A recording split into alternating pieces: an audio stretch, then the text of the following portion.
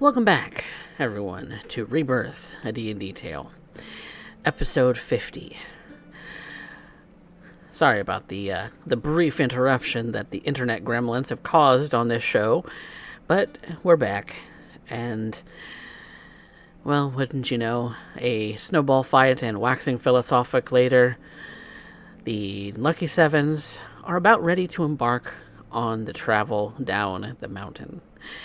Was there anything more that you wanted to do while here? Uh, in the brief time that you're in the village with the Children of Fire? Before heading down? It is just about sunup right now. I suppose one thing we asked about but never got further check-in on was regarding supplies. I think a first good form of action is to determine if we even need any. Of course, making sure that Kaz and Alira are dressed and not freezing their butts off. Yes, Alira and Kaz have been provided with heavy wool kilts and furs Very good. for Very good. for the cold weather. Yep. And you see that cars are already customized to allow for limbs in the way that you would expect a martial artist like him to move. Did we get the extra rope and climbing supplies as well? They would ask for trade or purchase of those goods. But the furs and the kilts they had plenty of left over. Ooh, what do we have to trade? I'm more than happy to do so. Well, we do have the rest of the stuff we got from the bear. So the claws, some of the bones. One moment, I can pull up bag information. Couple of more Remoraz parts. Yeah. They'd certainly take the Remoraz parts and the bear and the bear meat and the bear leftovers. We've also got some other apothecary materials we've had since Combe. They'd welcome that too. So we got a scorpion's poison sac, some carapace from the scorpion.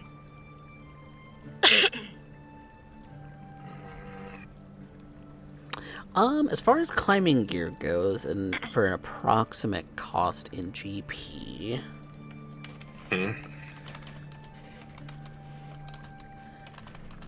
I'm going to estimate the cost here. Okay, so each climbing gear set would be worth 25 gold in a normal city. And so the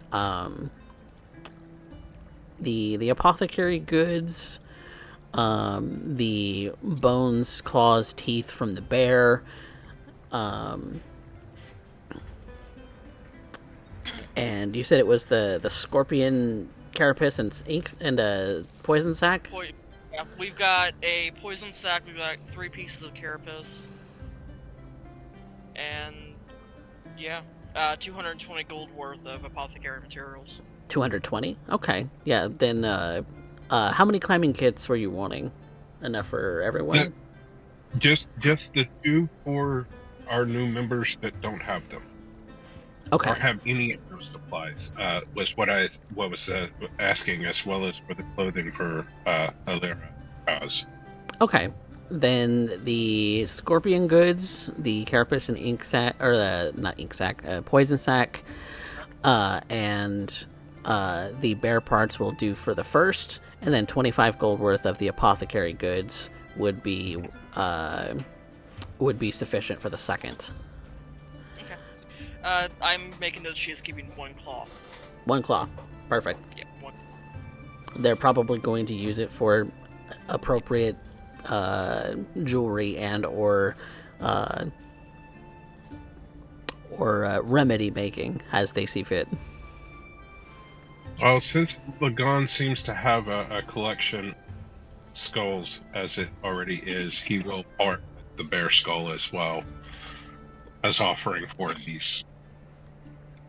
Okay, perfect.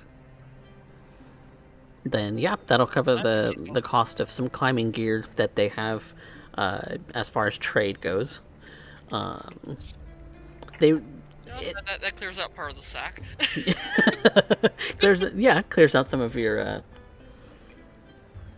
bag of holding goods that you were keeping for trade, things like that, for the specific reason, sort of. So, do you want to hold the bag of holding since you have the list of everything that's in it? Or do you want Lagan to keep care of it? The list is on Google Drive, so we all have access to it.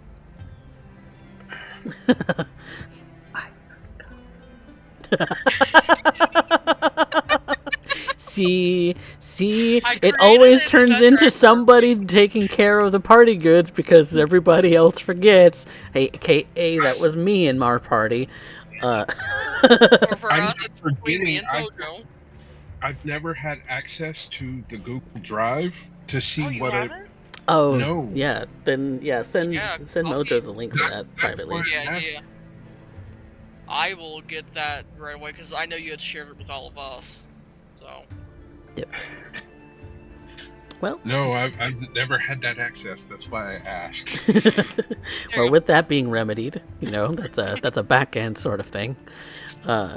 But now Kaz and Alira, you each have a set of climbing gear that has been purchased for you by trade. So you have the appropriate equipment to be able to scale up and down mountains. Should the need be necessary. So, with that out of the way, you've bartered with a couple of the gear makers for this sort of thing. They kind of specialize in making appropriate gear for climbing and things like that, and also other tools that the tribe might need. They're more or less a blacksmith, but their forge is portable, as one can be, as they really don't do a whole lot in the way of large tool making, like weapons or anything like that. But as far as smaller tools, they're perfectly able to get made and make for their people as they need them. So, and for Kaz and for Alira, since you weren't here when we described the actual what these people are like. They're mostly Goliath with some variety of other races, mostly wearing heavy wool kilts and furs, kind of giving you the same kind of vibe that Lagan has as far as dress and appearance, but a little bit more nature revering and less religious compared to the rest of the country, as you've seen so far. And basically everyone dresses for warm weather or cold weather, and everyone is kind of accustomed to mobile life. The buildings here look like they're temporary, but they are very warm. As you've slept in them, they do retain heat rather well for being able to be moved at a moment's notice. So you have been spending the night amongst giantkin.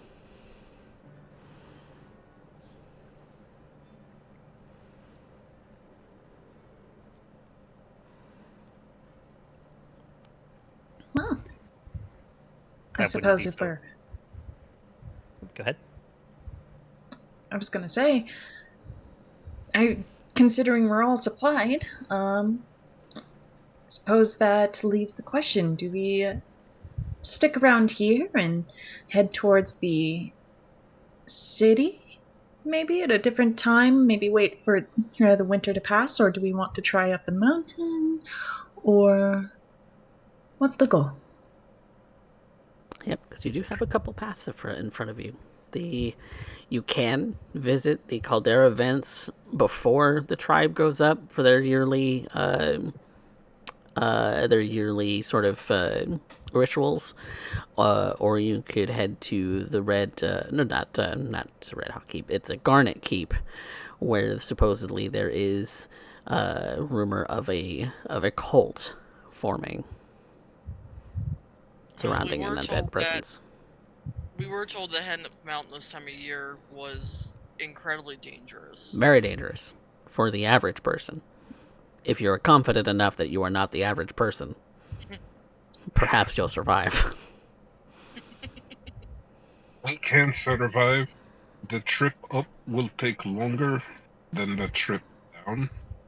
There are several spots, and I don't know where they are located, where we would have to stop for 2 to 4 days so that we could acclimatize to the thinner atmosphere and continue further up.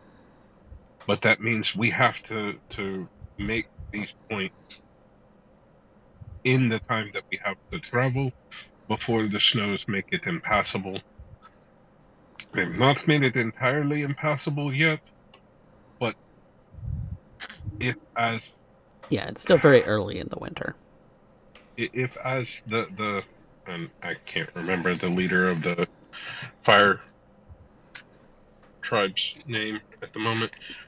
Did I give him a name? I don't know that I did. Give me a second. You did.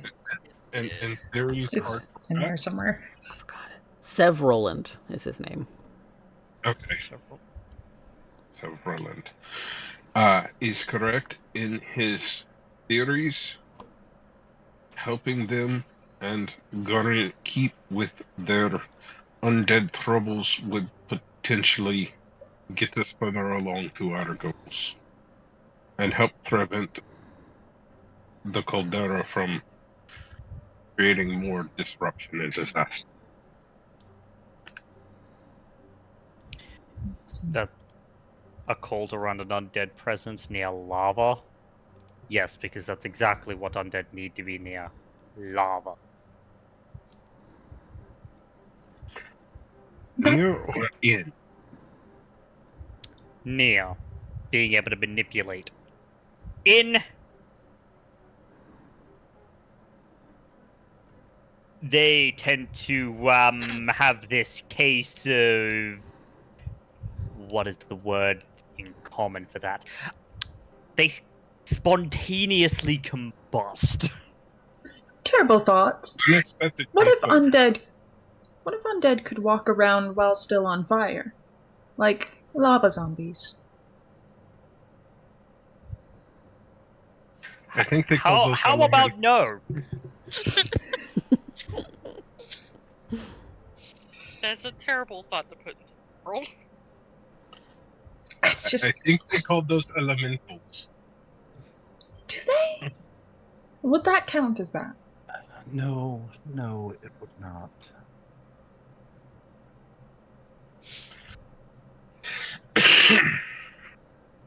Those of the recently departed will end up gladly end up continuing about.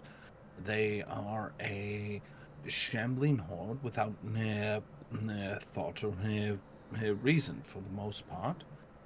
If you are talking about what you refer to as the zombie, lighting it on fire concerns it almost as much as you feeling wind along your skin. It is not a good or bad, it just simply is. And it has no reason to change its course any more than you changing your pace of direction for feeling a light breeze. And there's a good way to set the entire town on fire. So you're suggesting it's entirely possible? Yes. Oh. I would say more than likely. I mean, eventually it will return as ash and continue its place in the cycle, as all of us will be destined to do. An elemental, those are a different thing entirely. They are an aspect, a living concept.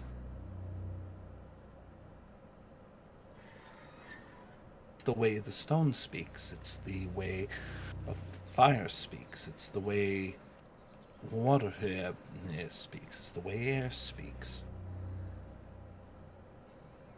Something to be observed. And to understand it is to understand the nature of it, as I discussed earlier. Understanding the nature of a thing allows you to be able to prepare yourself justly. Undead amongst a, well, volcanic region. Understanding the nature of both its location and its being lets you be able to understand it. Your thought is not something that is horrible, it is just that, thought, and one that has some merit from what you've observed. This is very insightful. Then... Sorry. No, go right ahead. I was going to say, as Alira pointed out, understanding the nature, well, undead, is important. And where my point was going is to understand that I was only making a joke when I suggested that it might be an elemental, is where our communication is required. I'm not an expert, so I'm relying on the rest of you for that. Look, if we ever run into elemental, let's just hope they're the minor ones. Agreed.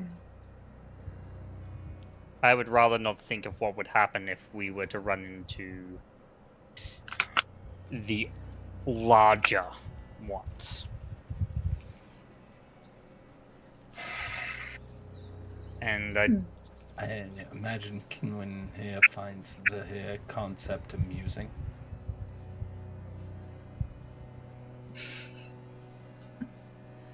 That's right. Fear of running into the large ones. She reaches down and places her hand upon the snow-covered ground. Don't worry. He didn't mean it like that. I just as a point of order, I'm not referring to the regular fire elemental, water elemental, earth elemental, air elemental. No, when he says Elder, he's referring to the Elder Tempest, the Zaratan, the Phoenix, and the Leviathan. Oh, I know. Large ones. And Alira is hinting that if you think those are the large ones, you're missing what's right in front of you. I mean, you kind of get into divinity at that point, but you're not wrong.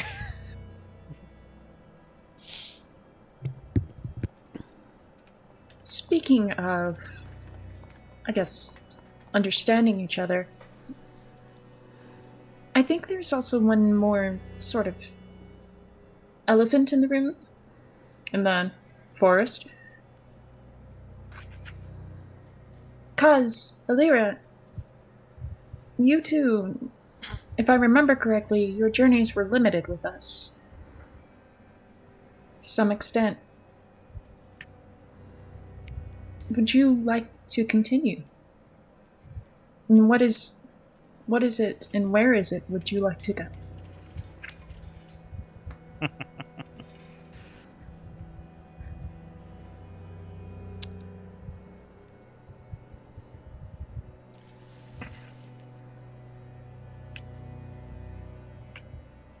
Like Kaz was about to say something that stopped midway. No. I'm opening the floor for Alira to speak because she's the easier one to explain. Oh, if you believe it.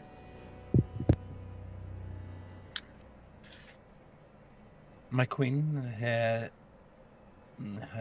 given me the focus of understanding the worlds above, to understand its current position, as that is an unknown.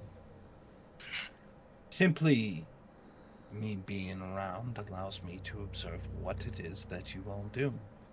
What is this surface world? And I found immediately a band of fire eaters.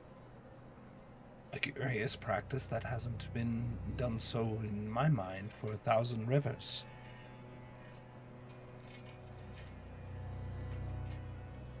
I have observed, she gestured towards the climbing equipment, creations that are not needed where I am.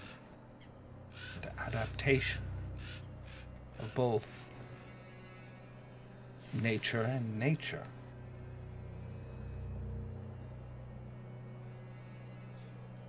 It allows me to end up gain an understanding of what it is that we may have turned blind to. Me continuing on with your journey just makes it a known quantity, one of security and safety as I do so. And observing a curiosity as I walk with things that were not but legend. Speaking of your walk, Alira, while you are outdoors in the sunlight, you are at a penalty for any ability checks and attack rolls due to your sunlight sensitivity. When you are indoors, you are not affected because it's lower light. I imagine for the most part she's typically like facing away from sunlight, though it doesn't help much. It's Mostly just covering a her face habit. with a shroud at this point. Just trying to keep like. Yeah. So I end up leaving myself more of a wonder. Understand at this moment I am walking alongside fairy tales.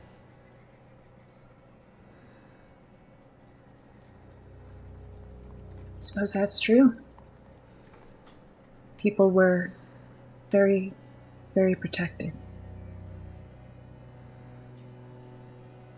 And I will admit I am currently experiencing a fair amount of apprehension. You might notice her eyes glance upward for a moment.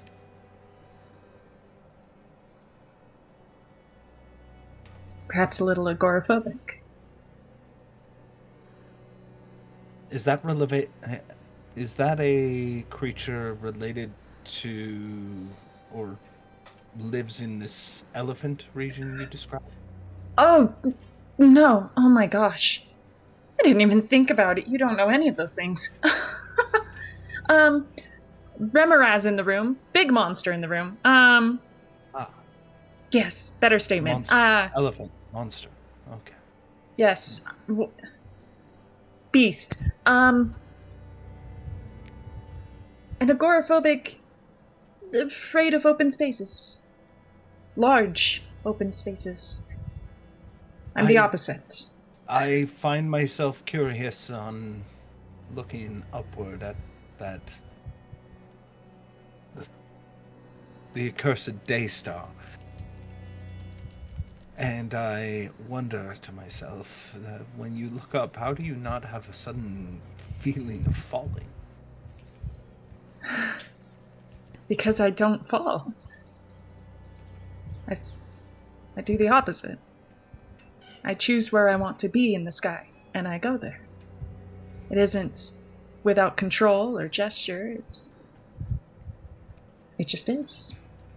And as for us standing here, the same thing that would allow you to pick up a rock and drop it to the ground is what keeps us firmly planted on.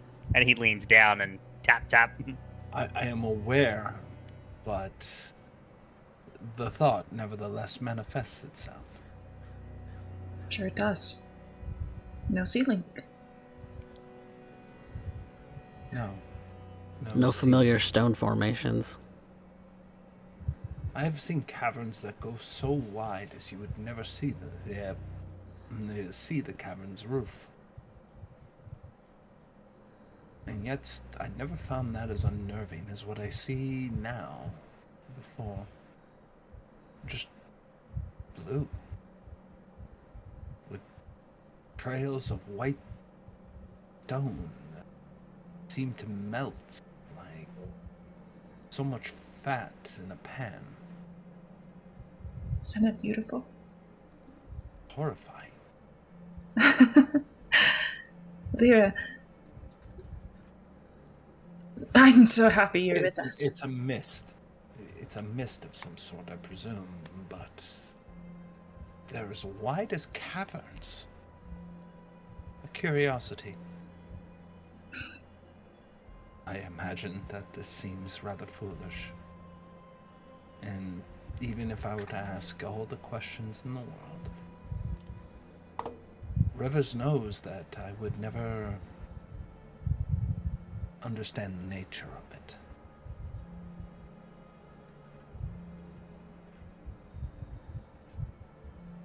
I think I understand where you're coming from. In a lot of ways. You and I both are very new to this world. So I'm actually quite relieved that you're going to be with us for a bit.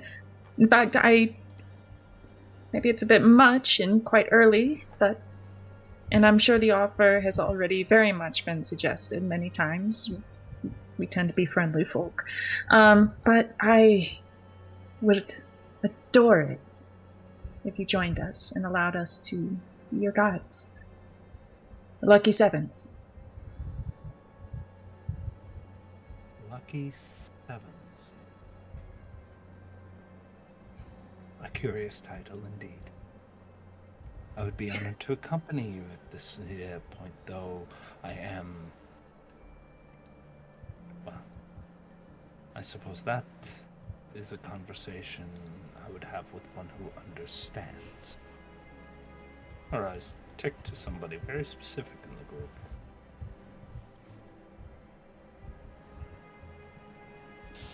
Yes, Kinwin, I'm talking about you.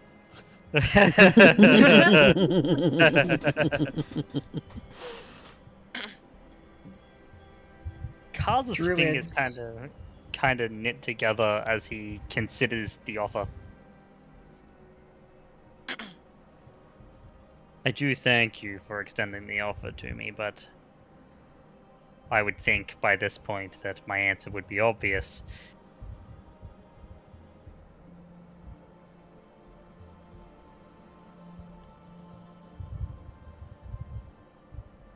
I walk a path of perfection. Not as a destination, but as a process. As I said back in the cavern, those who do as I do not attempt to simply simply be the divine through worship, but through emulation.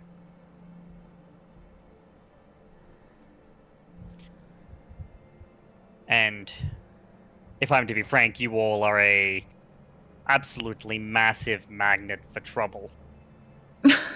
That's fair. That is absolutely fair. You will be attacked by bigger and bigger things as your own power grows.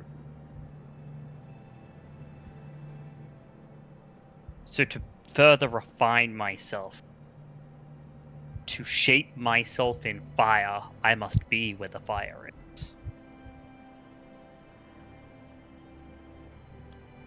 And it will follow you wherever you go. I'm very happy to hear that. Besides, and he gestures to Arya, I feel like you and I in specific have things to talk about.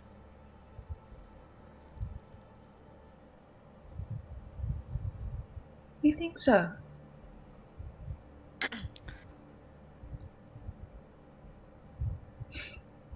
Well, Dragon now Eaters, you said? it's Complicated history.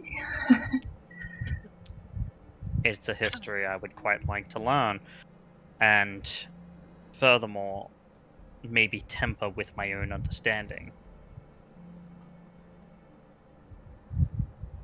And I have quite the story for you.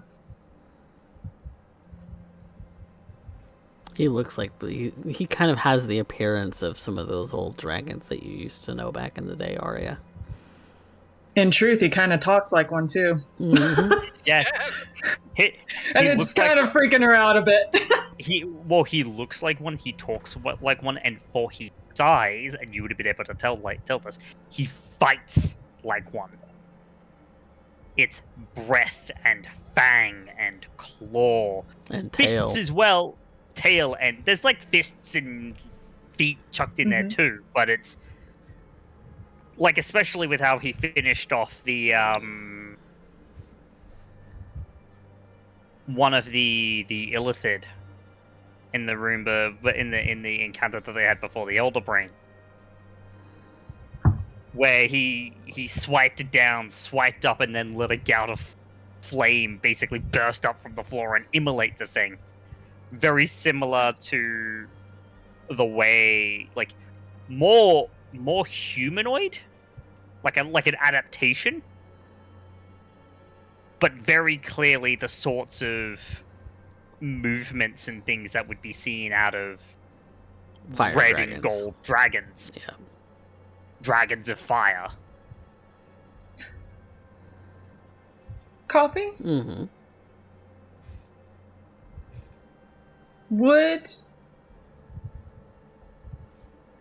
This is a very specific question, Mm. and it's probably something that's going to have to come up later. But there is still a difference between Old Draconic and New Draconic, right? Yes, there is a dialect difference. Much as the same as Old Elvish and New-ish Elvish. Ah, very good. Some similarities, a lot of pronunciation similarities, but as far as words used in the common, verbiage versus ancient verbiage, while pronouncing the thing and reading the thing is very similar, the words used in what order may have changed over time. Just as language evolves everywhere. It's like Latin and all the different variants of Latin and Latin-based languages. Yes. It all sounds like Latin. Not all of it is Latin. Some of it has had so many derivatives. It is its own language. But yes. For instance, English being a Latin-based language. However, it is also 3 languages and a trench coat, just as the case for many. It's true. It's an old Germanic language that decided to go and grab a whole bunch of other languages, mainly Latin and Greek, beat the shit out of them, and then pulled them into a trench coat.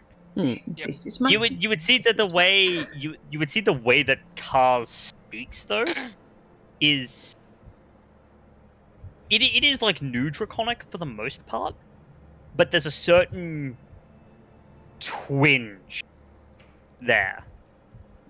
Of the ancient, yeah. Of the ancient. The way he pronounces Because- things are a little old-fashioned. Yeah, and it would kind of imply. Yeah, I mean, you're not even gonna need to roll an inside check to even know this, but it would imply that he has a working knowledge of both, which makes sense, having both studied dragons pretty heavily given his martial arts styles, and given that that he's a he's dragonborn dragonborn. himself. Yeah. Interesting. Dragons Draconic being is theoretically becoming a extinct. Very common language among this group, Mm-hmm. in one way or another. Mm-hmm. Well, the thing is, he knows all 3 common languaes: Common, Elvish, Draconic. Yeah, and the thing is, gets by. he also knows. Does he know that? Actually, give me a second to check. I believe he does also know giant slash. Yeah, no, he does know giant. Mm. So he shares a common language with Most of the everyone party. in the, Yeah. everyone in the party. Yep.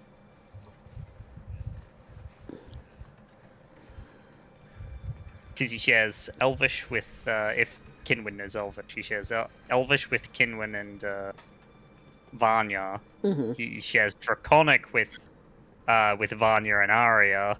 He shares Giant with Lagan, and he shares Elvis with Alira as well. And yeah, If I basically remember all he's correctly, basically covered. Kinwin knows Draconic as well. Yeah, so There's a Draconic lot of with overlap 1, in this 2, party. 3. That's great. There is. Elvish with 1, 2, 3, 1, 2, 3, and Giant with 1, and then of course Common. So yeah.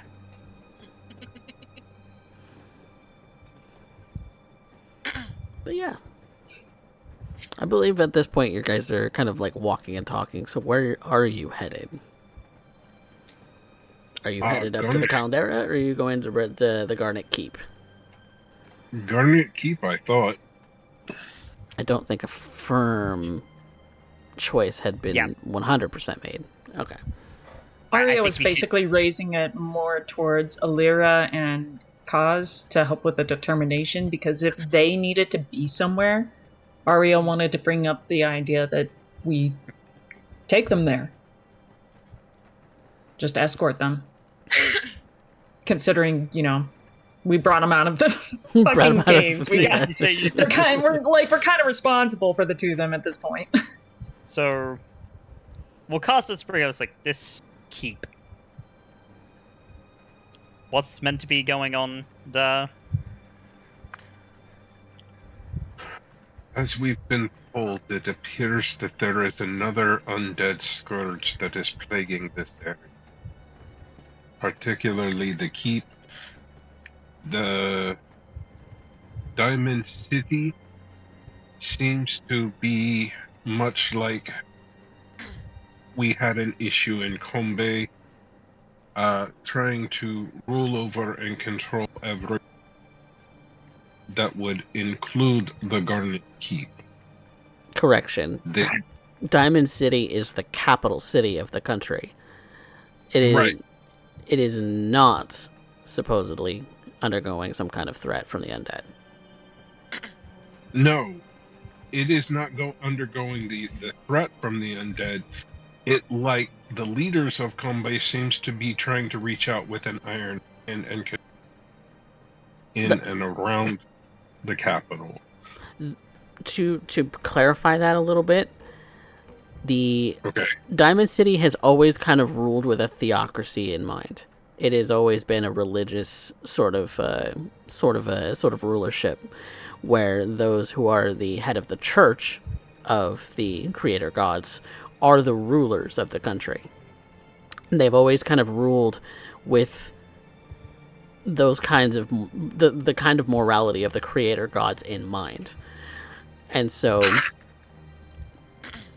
yes, it is kind of a firm but morally kind of not morally on the good side when it comes to, because the creator gods are considered the good gods in the world. And so, that being Melora, that being Palor, and that being Moradin. And so, those three gods kind of being the overarching sort of a thing. And so, there's a lot of laws. Yeah, there's a lot of laws that are kind of based around the theology in the world being in a good alignment.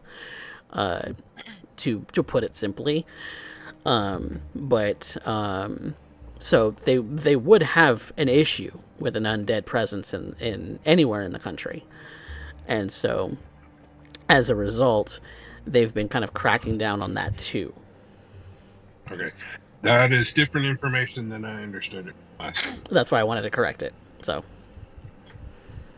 but there seems to, as the elder believes, be an undead scourge affecting and afflicting the Garnet Keep that seems to be having some connection from his perspective to the conditions with the caldera of the Obsidian Peak.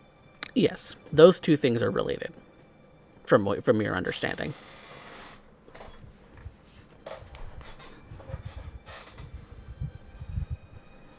And from your understanding, Diamond City would be also, if they were aware, helping into resolve that if you needed help. So unlike the situation we left, they would be a helpful resource as opposed to antagonistic. Yes. That is the rulers of Diamond City would be yes. Garnet Keep, well, you'll have to find out and go there and find out what that ruler's like themselves. But from a religious perspective, the country itself would be on your side.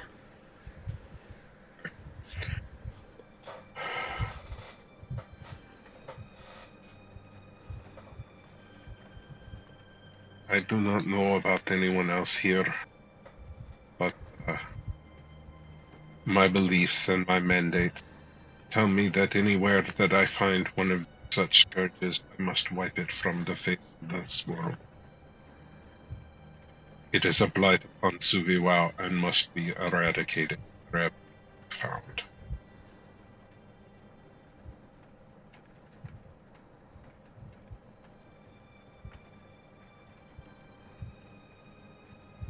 Eradicated, you say?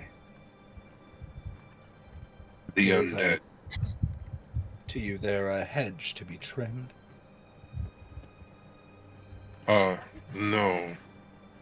No such trimming. Pulled out by root and stem so that none may ever return to this place. They are a scourge to be removed.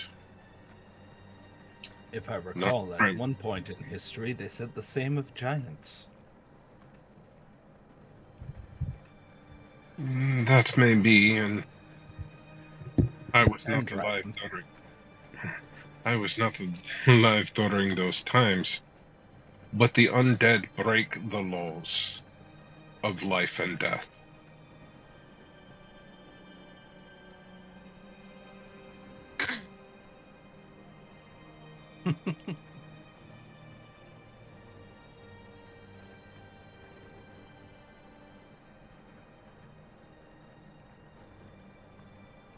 And yet, when they walk amongst you, your number, you've not had issue. Who amongst us is undead?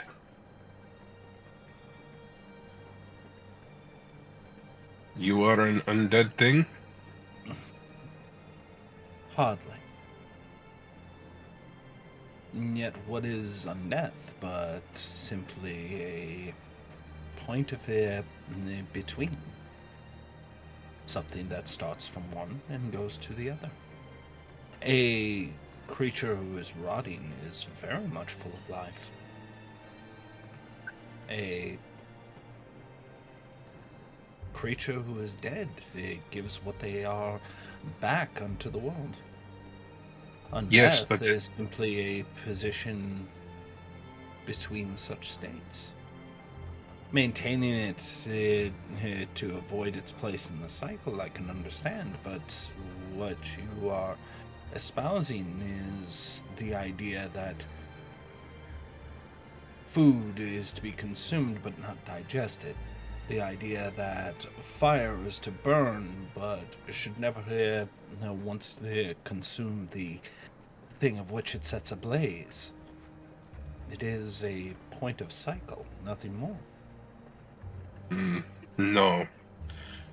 There is life in which we live, we grow, and then we die. And we return to a state of what we were before we were life. The dead do not get up, walk around, and interact with the living. Their spirits may, but their bodies do not. And that is the thing that I am told must be eradicated. There is no balance in that. It is a breaking of that balance, as I have been taught. What you've been taught, but not what you've observed. It is what I have observed. No, you speak of teachings of authority. That is where it comes from. That was what I was taught, but that was what I observed in Combe.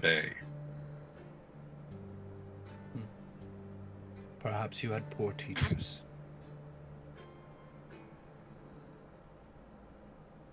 That the poor master that helped me remove or gave me information about such things in the city should be burned alive and staked to a wall at the time, as to have no chance to remove himself from this because he simply helped us and gave us a place to stay for the night. Tells me that that unbalance is real.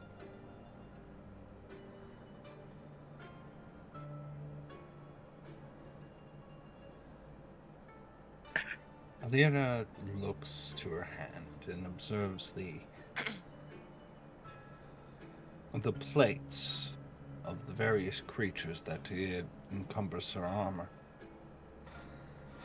She looks at the growths that end up beginning, the moss, the decay, and observes it. Her hair, long and beneath, serving as almost like her hair is a harness to the rest of her armor. She thinks of it no more than one does wearing a backpack, but as she ends up observing it, she looks to the fungi. The state of her armor is a dead thing, and yet it is very much alive. A curiosity that this is living death, no different. And yet that's not what he sees. We can test that theory.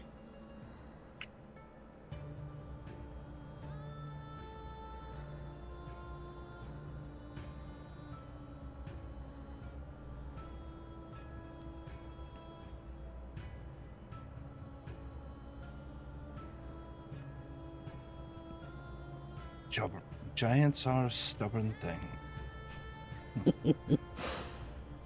Much like the mountains that birthed them, I suspect. And yet, that is a conversation of debate. Still, mine is to observe, to know the nature of this thing that's before me, that's speaking to me, and so I am going to... Alira simply witnesses him before turning back to the path to continue onward. She presses her hand against a rock or a tree or something along the path as she's continuing along the way. And when she does so, the rock face changes, the bark changes just a little bit. A little bit of druidic placed on there.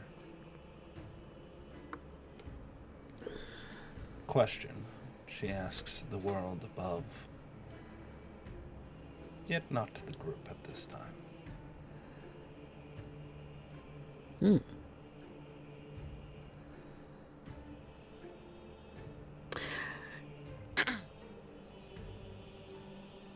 Are you actually posing a question to me as the DM, or are you doing something else? No, what she's basically doing is the equivalent of hobo's cant. It's a statement of supposedly undead further up, but also posed more as a riddle or a question. Very much related more to her fayness, as elves do have a connection to the fae, even the subterranean ones. So she here does so with that certain degree of whimsy, perhaps an attempt to be clever. Okay. It's spinning a spinning as an idea into. Okay. Well, you And continue. thankfully, nobody reads it. The only character who would potentially be able to read that sort of thing would be Kinwin. Well, I can't read it or know what it is. Lagan would observe these changes. I'd be happy to read it. I mean, you could read the intentions behind it, but you have to make sense of rhetoric that the rhetoric and layers of metaphor that Alira decided to layer on in there. It wouldn't be hard for Kinwin. It wouldn't be hard for Kinwin. Okay. Then It's a very simple question, really, when you break it down. Though I am not going to go through the whole trying to go through. Oh, here's the meta contextual. No. I imagine Kinwin's smart enough to break it down. When it comes down to it, the question is really quite simple. At what point does life cease? Question the nature of the undead. Because it's a very distinct philosophical difference between the two. I believe undead count as life. Does he say that out loud? More animated corpses. Sorry, say that again, Kinwin?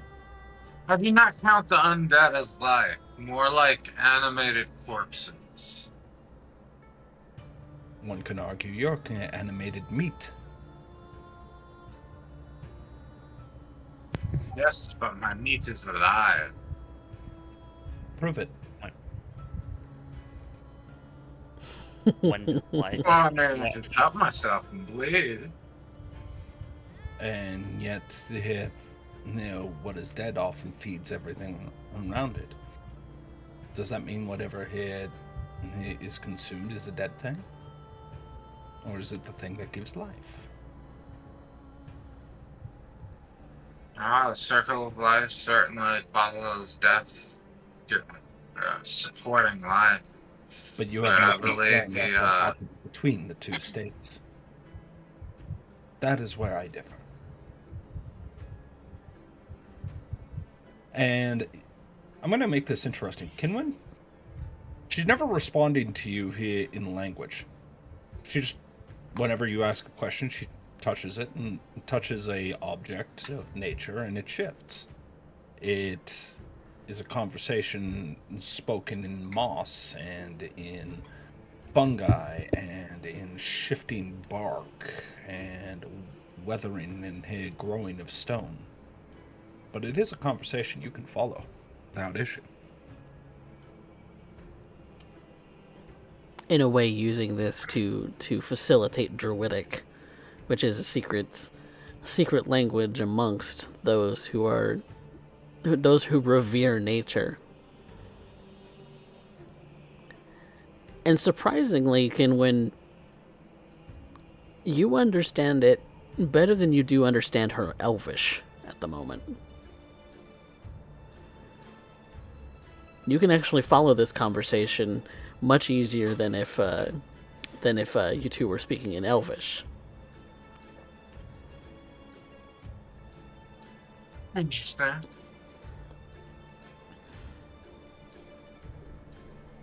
Hardly ever requires any spoken elements, just the manipulating of nature.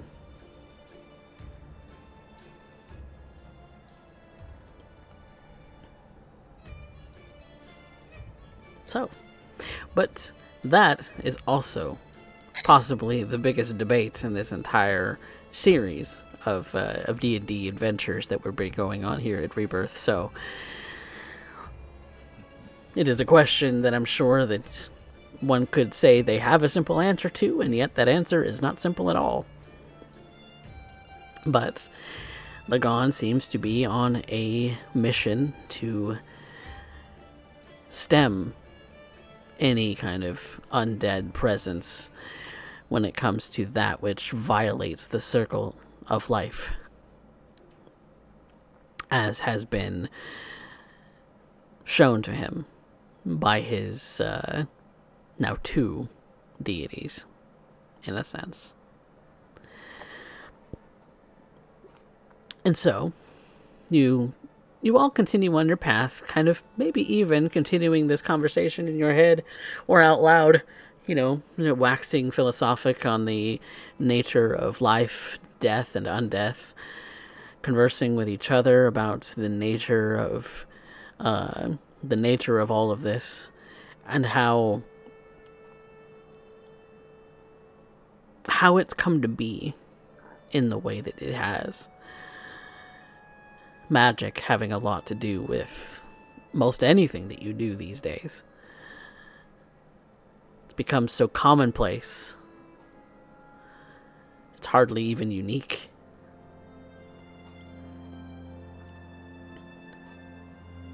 But you travel down the path that you find that leads down to the Garnet Keep. I keep wanting to call it Red Hawk. That's the wrong country.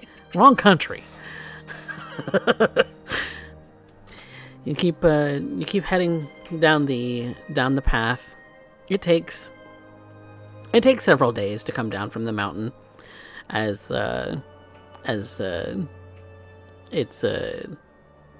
you have your snowshoes, so it does make it easier to walk. You do have your climbing gear, which does make it easier to rappel down some of the more sheer of rock faces. You do have the knowledge of this kind of terrain that Lagon is able to provide you. While he might not be a ranger of sorts, he's more familiar with snowy climates in his past, and what sort of pitfalls that one could fall to when it comes to the icy terrain. But eventually, after a few days, you do find yourself seeing the keep kind of built and kind of almost like it's pressed into the side of the mountain. The rock face giving way to stone wall and building, and to the various sort of stone now pathways that you see looking down upon the keep itself. The walls are tall, the battlements taller. The fortification of this place is immense. That even trying to come at this city from a topward sort of an onlooking, you would see that it is protected on all sides, either from natural formations where one who would attempt to come down the mountain and besiege the city would find themselves often falling to their death, or the walls are tall enough that penetrating them would be nigh impossible. A very strong sort of fort, in a way. And so you come down the path to the gate of the city. You see guards posted at the sort of towers, kind of side by side on the gate itself. The gate being a very large sort of metal door that looks as if it would be some kind of drawbridge opening, as there's a sort of deep ravine that sort of encircles the outer wall that you come to. The drawbridge itself is down, but the entrance is gated with ways for multiple sizes of creatures and caravans to be able to walk through. There's the normal humanoid sort of doorways. There's passages in it that open up for big enough, horse-drawn sort of caravans to be able to make its way through. But you hear a calling out from one of the guards, saying, "Who goes? Who goes there?" In common. Hail, friends! We're travelers. Might we seek entrance in to your city? We have a party of 1, 2, 3. There's 7 of us, right? There's actually 7 of us. 7. All right. Well, as you're doing that gesture, you end up seeing Lyra currently copying you as though this is the custom. Until it starts going into the pointy and then going, oh, wait, there's a communication. It's like, how do you think that? What, 1, 2, 3, 4, 5, 5. Yes, 5 of you.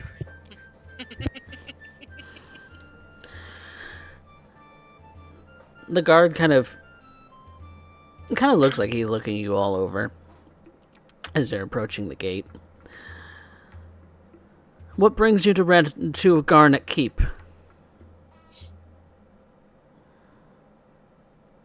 We are seeking shelter for the winter. We've been traveling through the pass. We've just barely arrived here.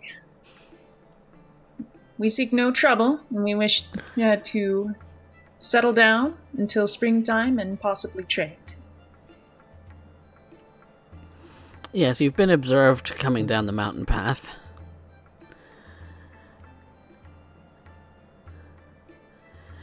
Where do you hail from?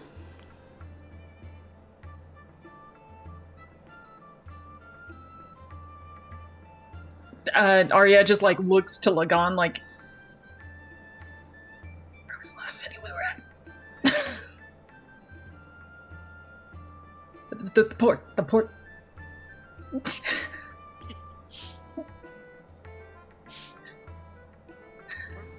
Last time. Good question. We hail from many places, sir. If I might to present. Sorry. Yeah, No, the go map right is ahead. on Roll20. Okay. I thought I posted a map in Discord. I might not have, but I'm pretty sure you did. Anyways, in we hail Roll20. from many places, sir. Worry not. We don't wish any particular trouble. Once again, we come from the port side, you see. The city down south. We kind of met together as this roving band and banded. And Arya will pull out her lyre at that point, just this little itty bitty.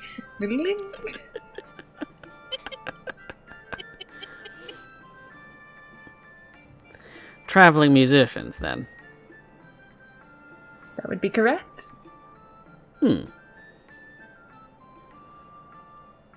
Vanya, my dear, shall we present a demonstration? I think we shall. She's gonna pull out her guitar. Wonderful. And we're gonna go ahead and do a little performance to kind of showcase the fact, yes, we do dance and sing and song, and we're definitely a band, and I'm definitely banking in on my background. Okay. In which case... Lagan. Sorry. Oh, you were gonna input... You were gonna add something? Yeah. Lagan would take out his flute and join them. Okay. Yes! Also, as a note, if I remember correctly, we were at Bloodstone Ridge last time. Yes. That's what I was trying to look to get. Oh, yeah. Yep. Bloodstone Ridge. Yep. I had to find it. I did too. Yay. Okay. Anyone else bringing out an instrument? I don't have any.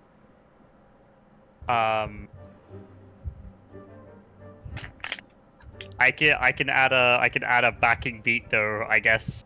And just bongos on his own legs or something. Technically speaking, the last city that Kars was in, probably, thinking about it, probably doesn't actually exist anymore.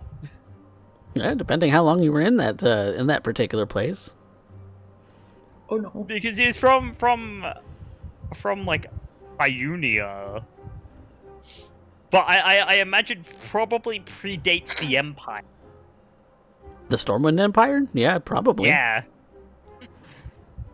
Probably. You're on Ionia. Yep.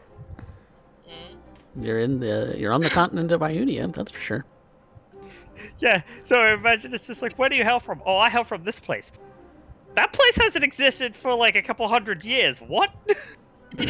Oh. Oh. Hmm. Oh, cause. Yep. But, okay. So those who are participating in the performance, make a performance check for me. This is a group Captain. Yep. check. Liver's just a hole. Dirty 20.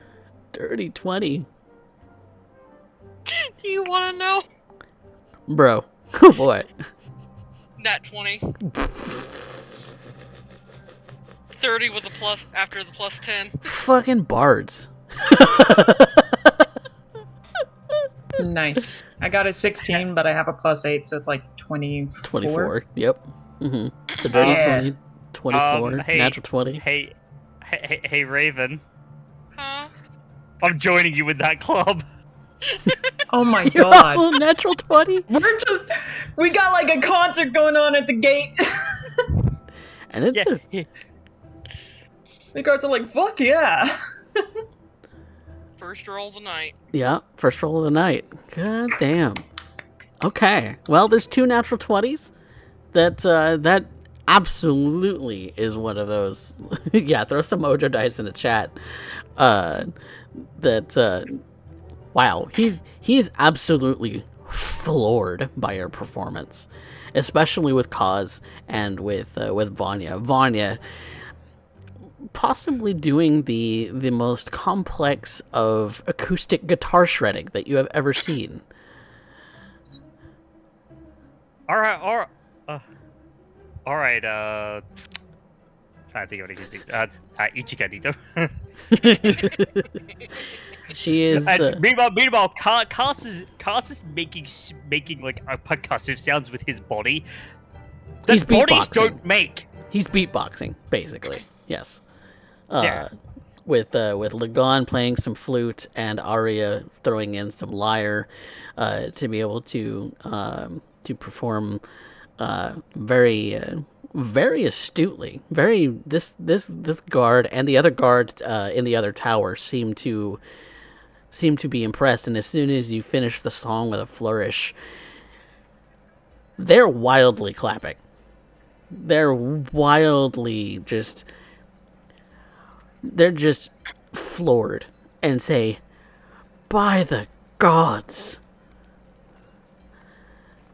you really should perform at the Tumbled Wench." I do believe that is our plan. Isn't it, Arya? Oh, absolutely. In fact, we tend to go to many towns and cities and do so. As we've slowly gathered together and brought this band, we're performers.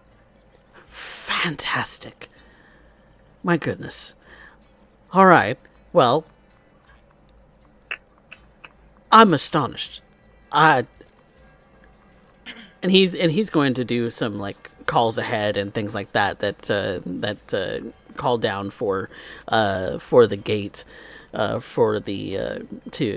for you all to be opened up, and as you're entering in, he's down there to meet you, and he just vigorously shakes your hand, Vanya, and is like, "What do you call yourselves?" We're the Lucky Sevens. How have I not heard of you before? Oh, we are just getting started. Just getting started? You sound like professionals. You really should be touring abroad. And at that point, she's gonna look at Arya, just kind of being a smartass. I thought that's what we were doing. We're not very good at what we do. Have you not been to Diamond City? We just got into Ionia not that long ago. We're planning on hitting the capital sometime in the near future. My goodness, I think you would absolutely be adored there. Your sound is just divine. As if you've been blessed directly by Moradin himself. Well, many of us hail from small towns, so we like to visit the smaller cities first. Well, I think you will get a fantastic audience. Really, the owner of the Tumbled Wench really should know that, or the proprietor. Well, most towns have a Tumbled Wench at this point, but, you really, really should meet them. Would you do us the honor of leading the way? Well, I sadly can't leave my post, but if you go up that way, and he kind of gives you a bit of a complex direction to get there, because it seems like this city is a maze of branching roads. When you look into it further, a maze of branching roads, kind of going upward, and then some going downward, and then others going side to side, kind of up the mountaintop. You see that there is this sort of almost large temple at the sort of peak of the city. It almost as if it kind of creates this sort of a look that everything is kind of pointing up towards this temple at the top of the city. But all of it's kind of built into the rock face, where it kind of zigzags up and down the sides, and you see buildings are built into the rock. You see some pathways kind of go into the rock and come back out. It's like a walking tunnel. It's very, very interesting to look at. And then, of course, there are some where you're at now. There's everything kind of on the sort of base level of the city. You see marketplaces. You see people walking with carts. You see very little in the way of horses. You see a lot of anything that's being pulled by like mountain goats. They're rather somewhat stocky and large, and kind of look like they have the surest footing you have ever seen on an animal. And so, for our druid's sake, you can now that you've seen these things, you can now shift into them for the purposes of that. That's going to be like a mountain goat statistics, but we'll get more into detail later if you decide to do that. But the city is bustling. There's lots of shops and lots of people, and it just seems to be a really vibrant sort of town amongst all of the sort of gray and white stone.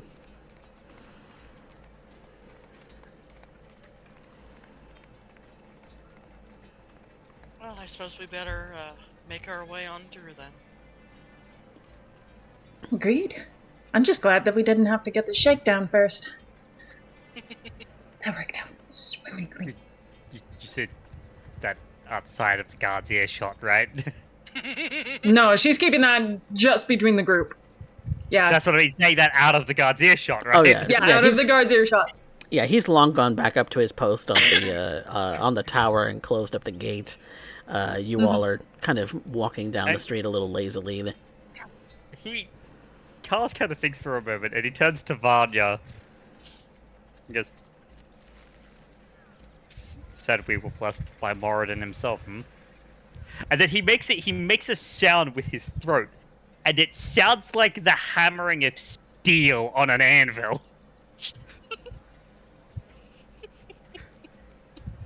Speaking in that skewed Elvish.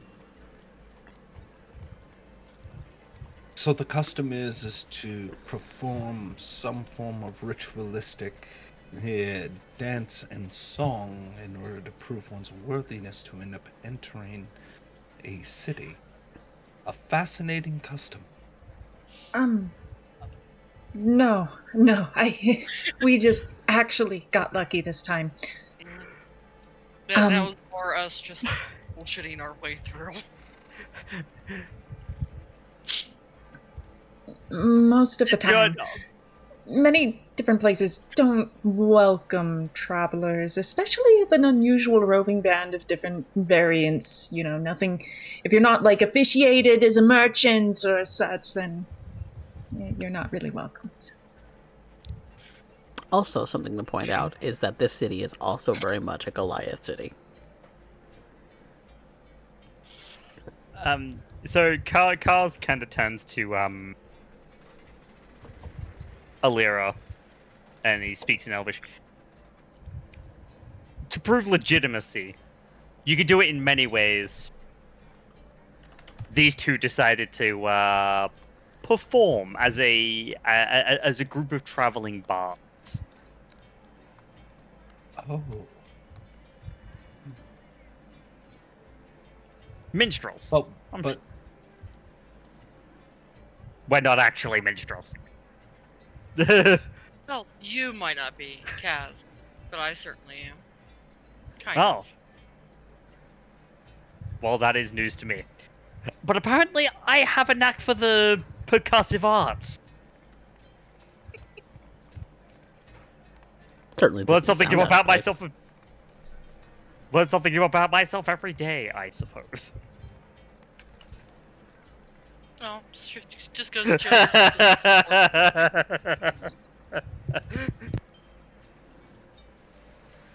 so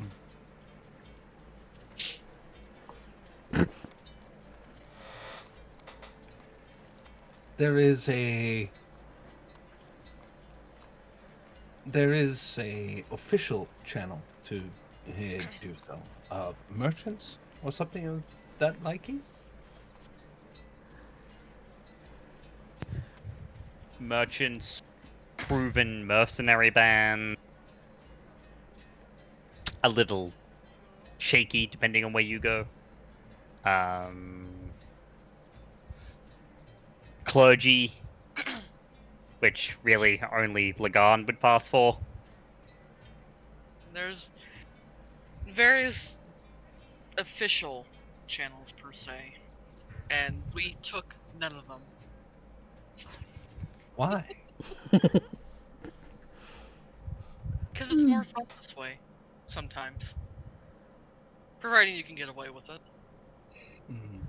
Also, what goes on in a guard post stays in a guard post.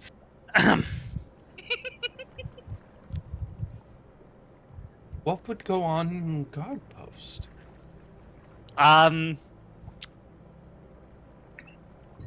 Cass is kind of thinking of how to explain this to Alira. I'm hanging on every breath, Kaz. Please. Yes, please explain it to us. In detail, if you would, sir. Not things that happen in polite company, and that's all I'm saying of it. Anywho. You say this as if we are polite company at this point. As somebody who I doesn't accept actually it know as you it. walks by.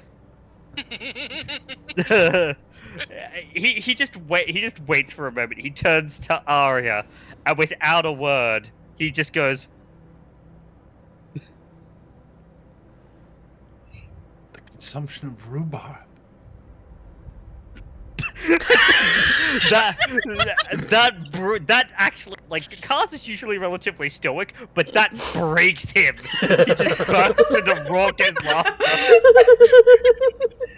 Oh, Alira, you innocent bean. Oh, God. Oh, my goodness. Alira, please never change. Cause, sir, when you laugh, you look like a crocodile. Oh, come now, my teeth aren't that large.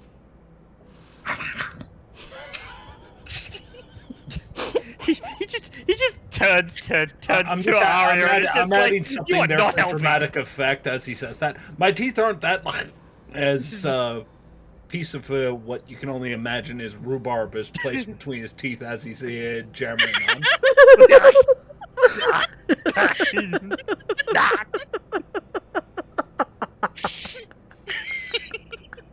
Thank you. The exterior is so much more difficult to get into without aid. he just kind of looks, and he's like, I.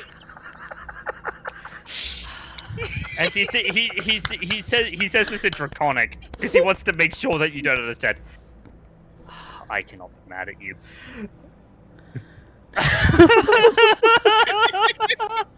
But the sound of his voice when he says these words, Alira, you understand.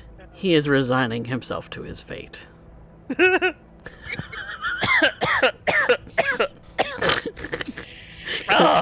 Because that is the sound of a man who is defeated. Oh, no, I'm just gonna be careful. Not to choke on my own phlegm, I've been laughing so hard. Holy shit.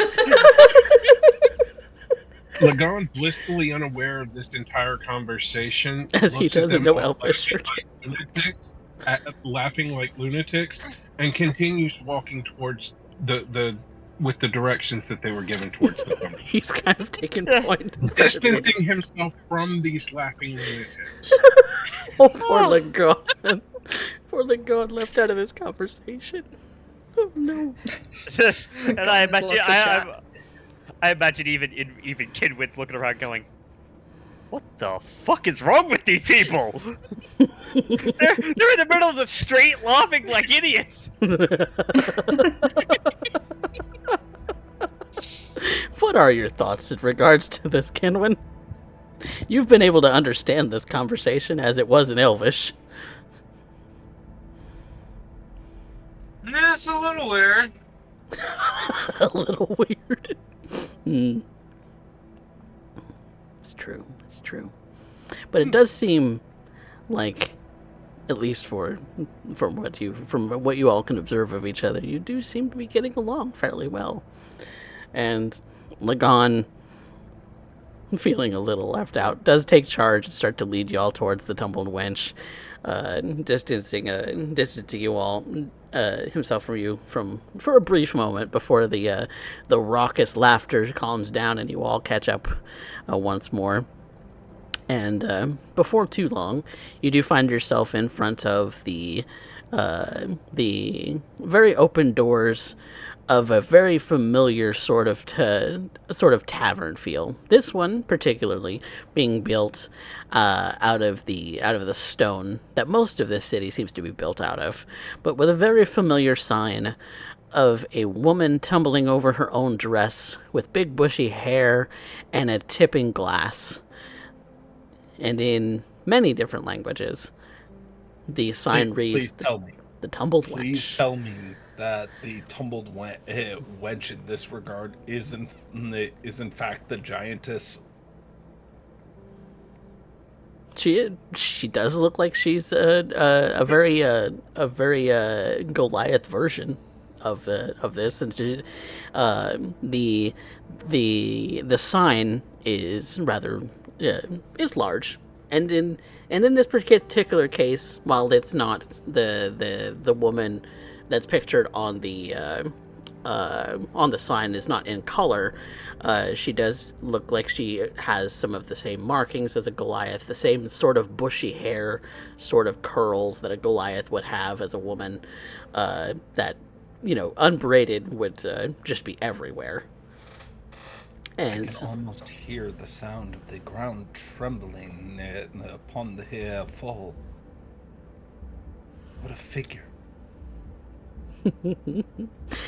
And so when you do enter in, you do see some barmaids who are dressed in the blue shirt or the blue skirt, the white blouse, the white apron, and their and the Goliath women, their big black curls just kind of pushed up in a single sort of ball near the top of their head, kind of letting the natural curl sort of be ever present, showing off their beautiful sort of stripes that each one of them uniquely has as part of their Goliath features.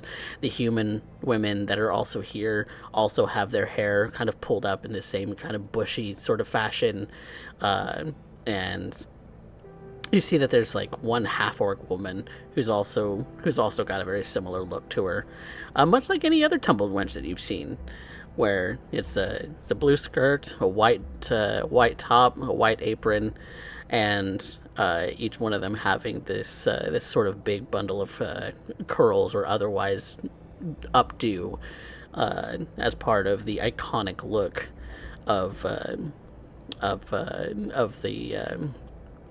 the international chain of the Tumbled Wench. And so here you are, and I think that's going to be a good point for us to take a break. And when we come back, we'll see just how openly the Tumbled Wench show takes you in as bards for their performance for tonight. So, Oh boy.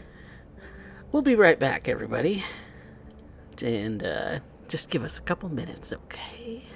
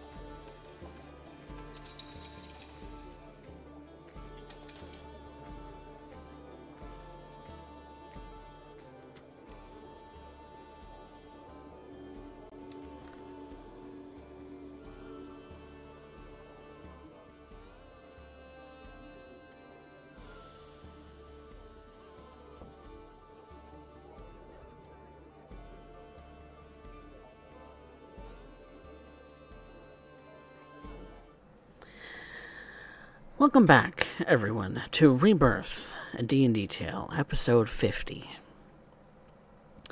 Having just entered the city of Garnet Keep, the Lucky Sevens, who are in this particular city as a roving bard band, a collection of minstrels who have sufficiently impressed the guard at the post at the gate of this particular city, and have now entered the Tumbled Wench, the sort of iconic international tavern brand that has swept the world with its iconic sort of look. The barmaids are attending to drinks and food and the needs of the patrons who are sitting at tables. The sort of general atmosphere is that there is one individual who is playing a little lazily on the piano, but otherwise, this establishment has everything you're looking for, from beds to sleep in, to food to eat, to ale to drink, and plenty of giantkin women to sufficiently serve those who have come to this tavern. So that is what you see when you walk in. The lighting is sufficiently bright. It is casual but vibrant. The barmaids seem to be happy to serve the customers, and so there you have it. You see one of the barmaids actually comes out from behind the counter and starts walking towards you all. Her big sort of black poofy hair kind of bouncing as she walks up towards you. Goliath in appearance. She's a little shorter than Lagon, but nonetheless still sports that sort of warm stone-like skin with the darker stripes, and kind of smiles at you brightly. Welcome. You're the new band for tonight, right? Yes, we are. Fantastic. We've been looking for someone to play. For the last few nights, actually, the crowd loves a new sound. So, when can you start playing? Tonight. Okay. What time would you like for us to start? The festivities of the night actually start closer to the evening, at around sundown, and so there's this sort of weekly sort of thing where we pull in a local or foreign band and have them play, and lots of drinking.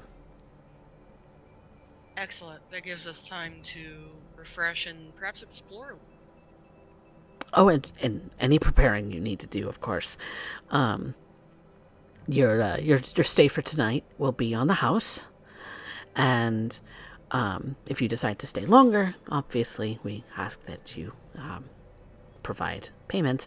But yes, for tonight it will be on the house.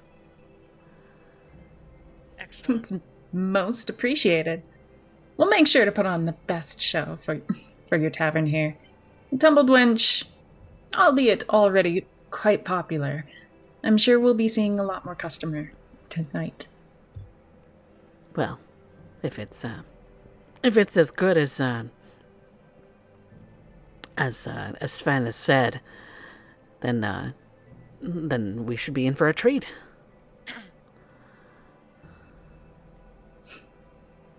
Most certainly. I will show you to your rooms. And Oh, thank you.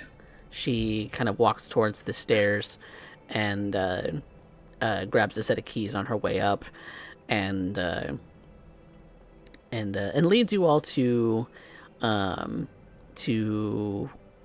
the top floor, which is the third floor up, and what you get is 2 rooms, side by side, kind of in a suite,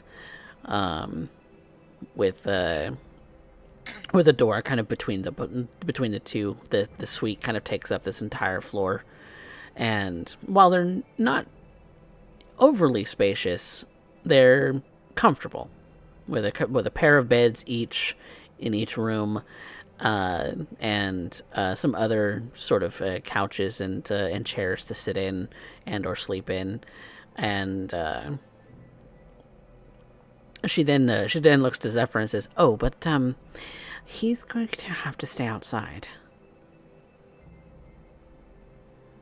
Surely you can make some exception for him. He's very well trained.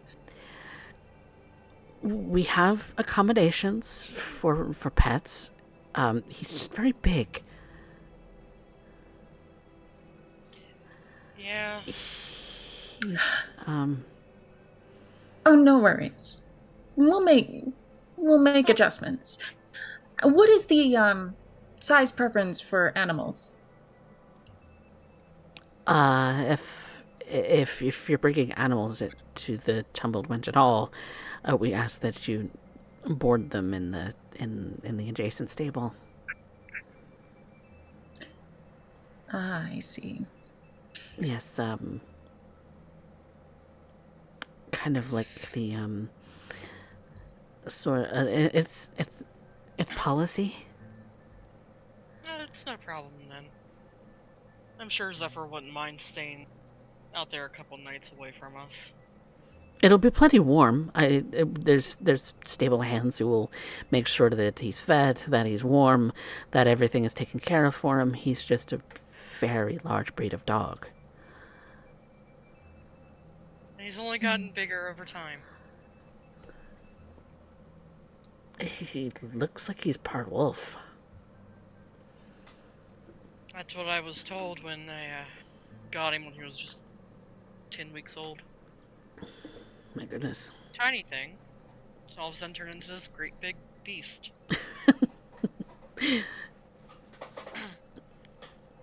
I'm sure he'll be fine. And we'll take very good care of him. I promise. For reference, how much are these per night? Oh, for what? For the stable? For our rooms. For your typically 5 gold a night each. That's not too bad.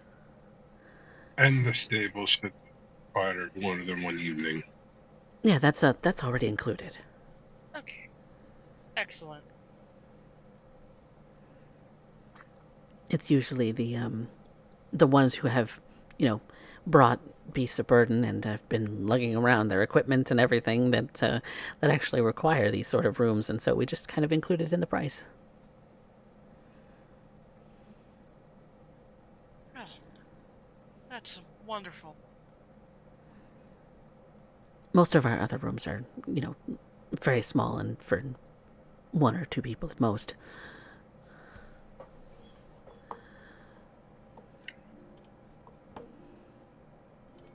Understandable.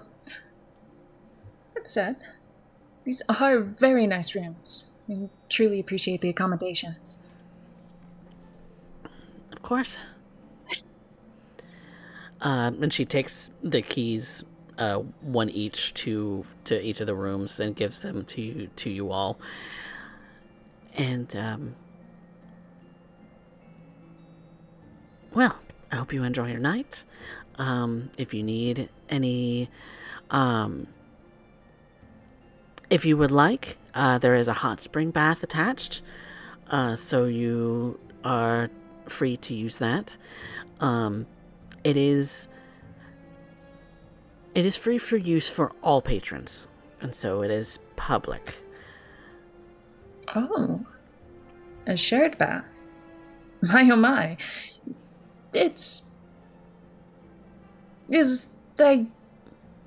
I've not actually experienced this before. Is there any sort of clothing requirements, or is it like a normal bath? Just be respectful. Guaranteed. Well, before she leaves, Coffee, how long have we been away from Bloodstone Ridge and the town? Based on your estimates, from Bloodstone Ridge, that was the other mountain town that you saw, right? And that you estimated it would be, what was it? I want to say about a week.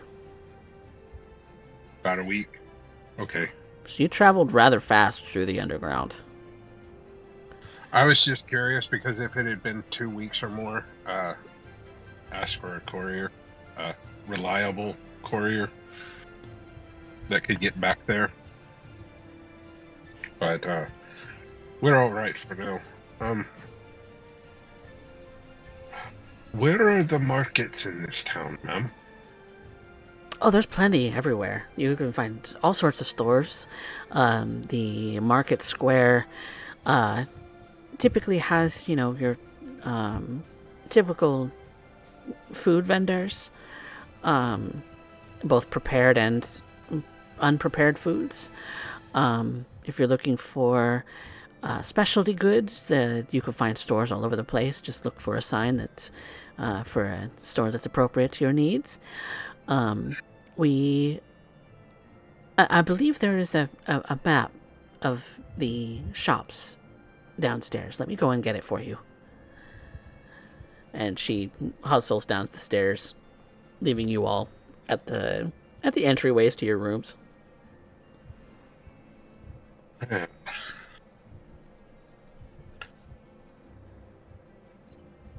A shared bath.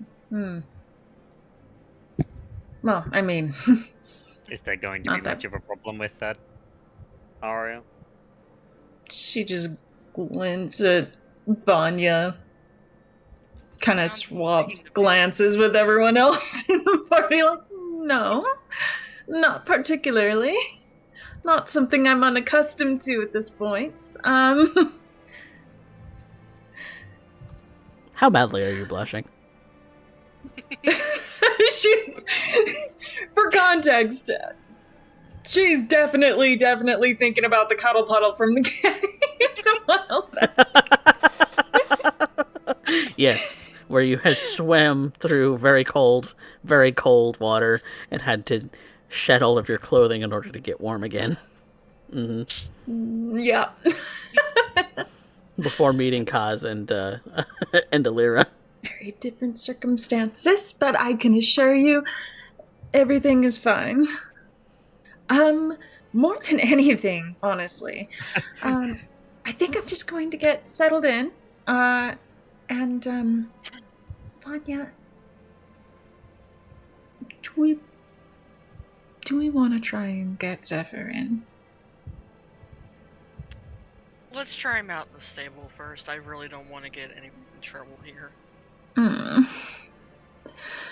That's fair. He warms my feet. And he's so soft and fluffy. Okay. I think we have one more pressing issue. And what would that be? We all need to perform tonight, and you're the only one here who's a bard. Ish. By your admission. Arya was an entertainer as well. For a very long time. Worked among courts, even. Well, we kind of need to figure out what the rest of us are going to be doing. I have an idea, but it's gonna take. I should be able to get it perfected by tonight, but it's gonna take a little bit of exploration.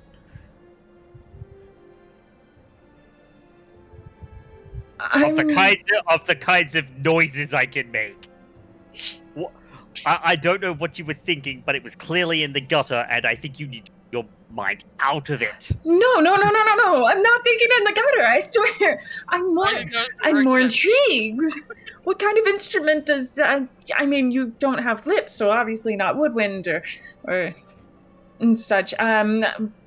You could do percussion. You could do. You've already mentioned you do percussion. Would you like us to get you some drums? That is a good idea, but there is one thing that I have an idea. It's something that I've seen some other people do, but we'll see. We'll see if that actually works out. Very well. Lagon, if you could, maybe you could run us through some of the folk songs and music native to the culture. You would be the expert in that. From the other side of the mountains, I can't say for sure if they're as popular here as. Well, she did say they were looking for new sounds. I do have a collection back home. There is what I learned in Combe. There's that, and what little bit of music that we were able to hear as we made our way through. And then before we got into sea shanties we learned on the ship. Yeah. This is true. We have quite a bit of music and others that we can draw from our trip together. I don't know that Alira or Kaz would be familiar with them, but if Kaz is providing our percussion, we should be able to make something work, I think. And as we have some time before necessary, we could potentially avail ourselves of the facilities here, have a bit of practice, and still be able to make a trip to market, potentially before we need to return. Oh, that would be lovely. Yes. Ooh, I had just the song stuck in my head for the last while that I think would do wonderfully for this. Well then, let's be on to it.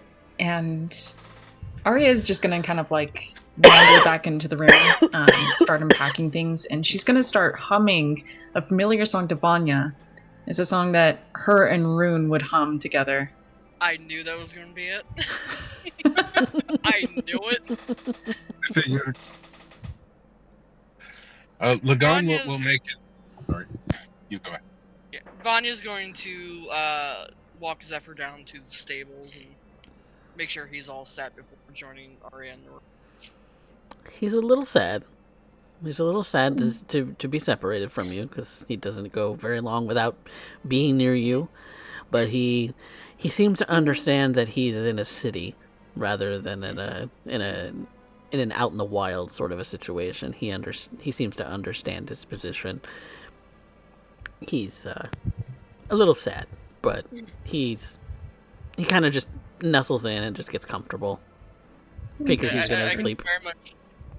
She likely would have snuck a small piece of meat, the bag of colding, to sneak to him while he's in the stable.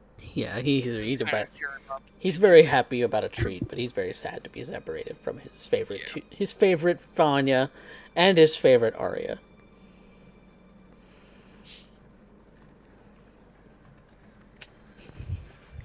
And as Arya hums the tune from the other room, because there was two from the other room, she would hear a deep tone, like a bass tone, almost otherworldly sounding. And then some like resonate,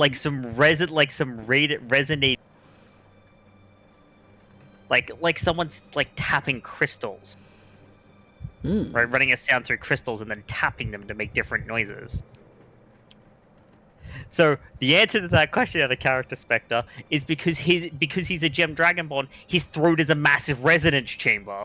All he has to do is put a tone through it, open his mouth, and just tap.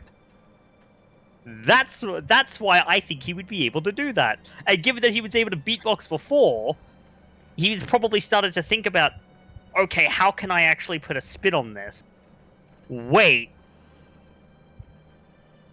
I've seen other back in the day, seen other gem dragon do this.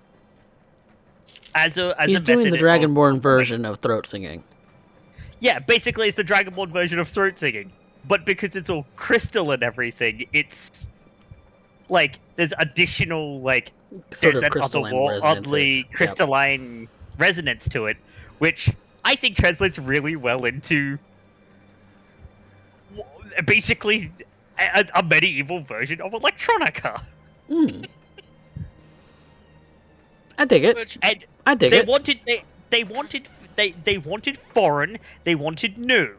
You don't get more foreign and more new than that, because 99.9% of people that you're gonna find crawling this world can't make noises like that. Arya just peeks around the corner of the room, what is that? What's what? Are you making that noise? Which noise? You mean this one? And he hums, and it is a deep hum, right? And it recall that you would know that is just a note that he is singing. Given that he doesn't have lips, it's all throat. But then he would actually show Arya that he taps the side of his throat, and that's what adds to the chiming. And if he uses two fingers and taps, it actually stops, so he can actually get proper timing out of it as well. So not only does it do sounds, it also does gating. How curious.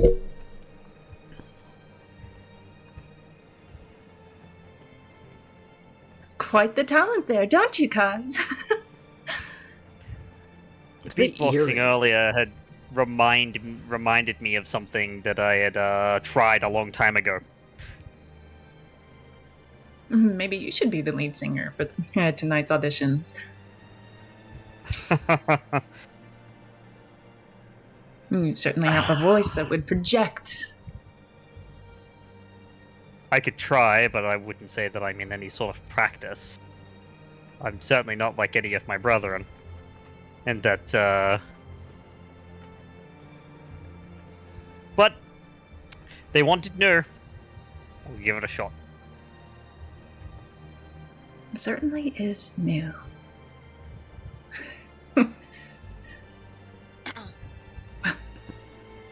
I have to continue doing this before anything else happens tonight.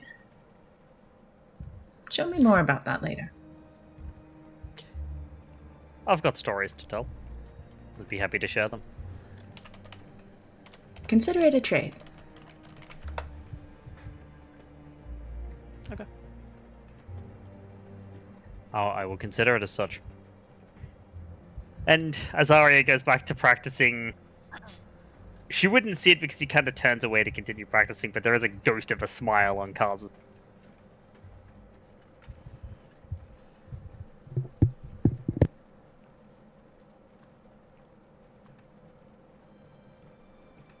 Alright.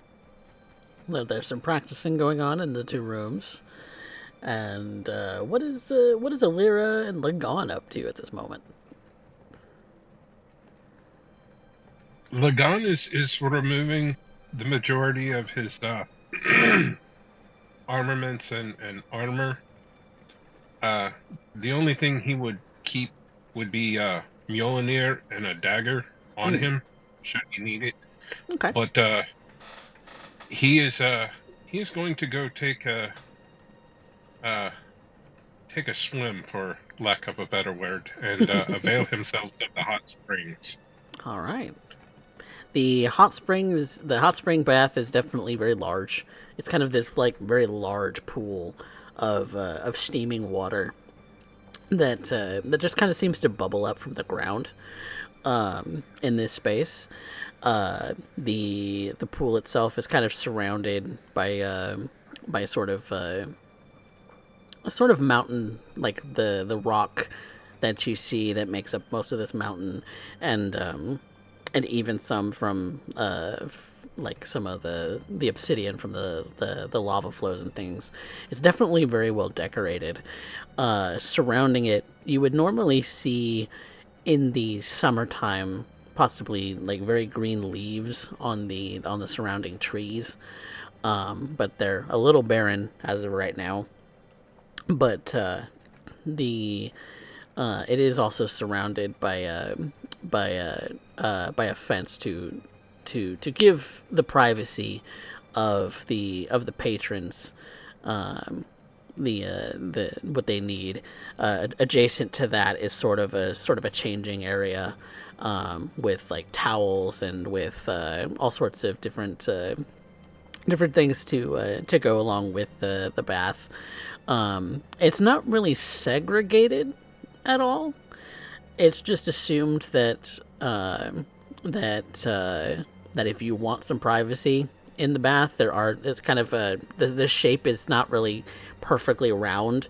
There are points where there's points behind rocks. There's points behind some of the trees and the foliage. So there are little parts of the bath that do have a little bit of privacy if you want it. And then there's kind of in the center is the sort of larger pool area. Lagan doesn't really care for that. The only thing he cares of is if there's somewhere that he can sit comfortably. That he could sit comfortably and put Mjolnir safely to keep an eye on should he feel that anybody wants to have light fingers. Yep,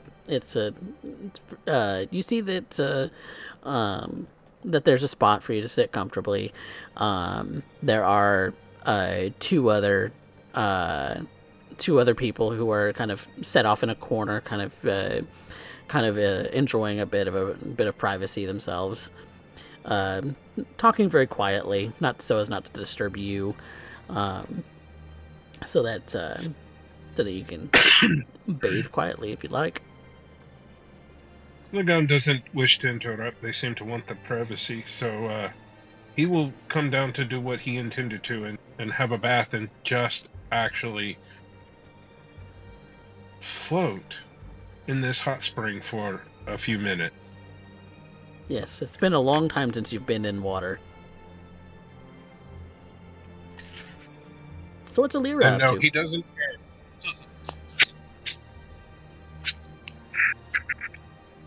What's Alira up to? Well, Alira has ended up gaining a new piece of information on this surface world, while everybody else is either enjoying themselves trying to practice for some form of performance, such as demonstrated at the gate, or going for hot springs or what have you. Instead, at this point, I'd imagine Lyra is, well, since obviously this is all a man-made structure, there's not a whole lot, and with it being so cold, not much for a garden or anything of such to observe.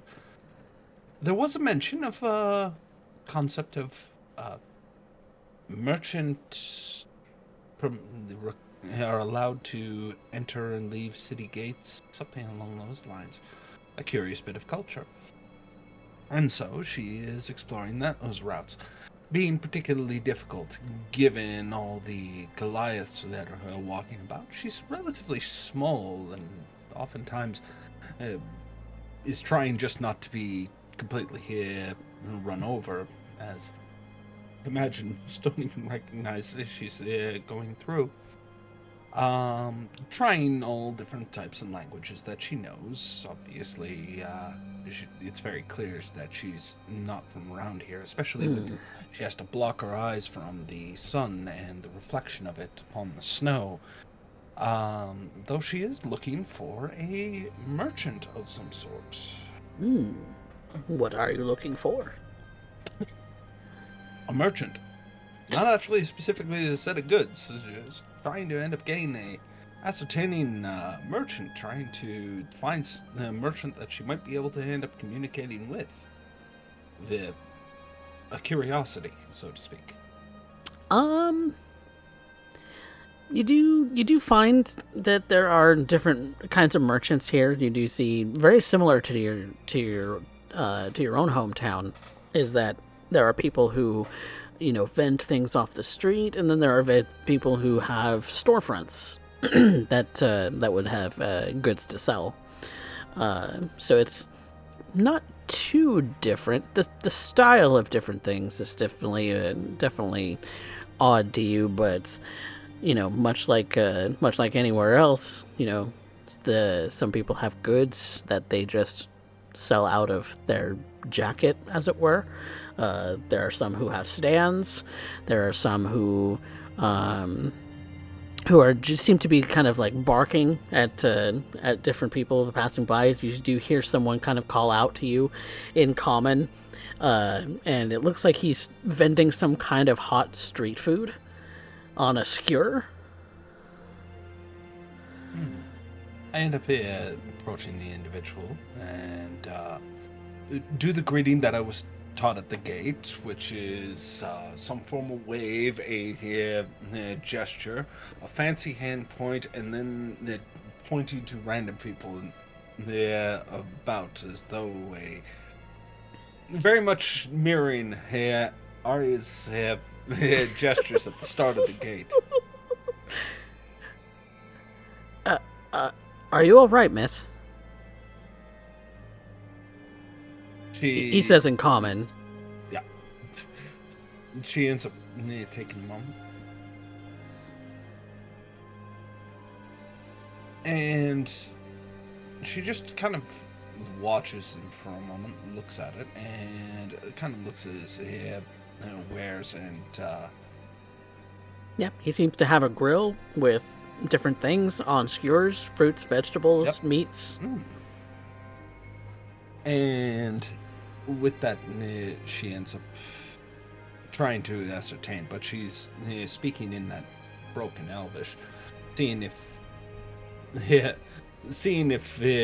she's able to end up communicating when she ends up gesturing to particular pieces she may be interested in. Bartering system seems to be well in hand. She understands that, at least as a concept. It's not a foreign thing. High or low? High. Because I said low last time, it bit me. You did high indeed. He knows Elvish. Fantastic. It is still very broken. They're very It's to be very expected. distinct, but maybe he'll actually follow the conversation. Yeah. She ends up purchasing one of the meals on stick. Curiosity, taking in a recommendation of something that is more local, as she's... Well, the way she presents it is she's just a stranger to these lands, so she wants to end up understanding the scene, so to speak. But as she ends up doing so, she ends up striking up a bit of a conversation. This conversation is specifically geared towards, how did you become a merchant? Are you a traveling merchant? Are you ever local? Do you end up getting your wares from... She's curious about his life, curious about this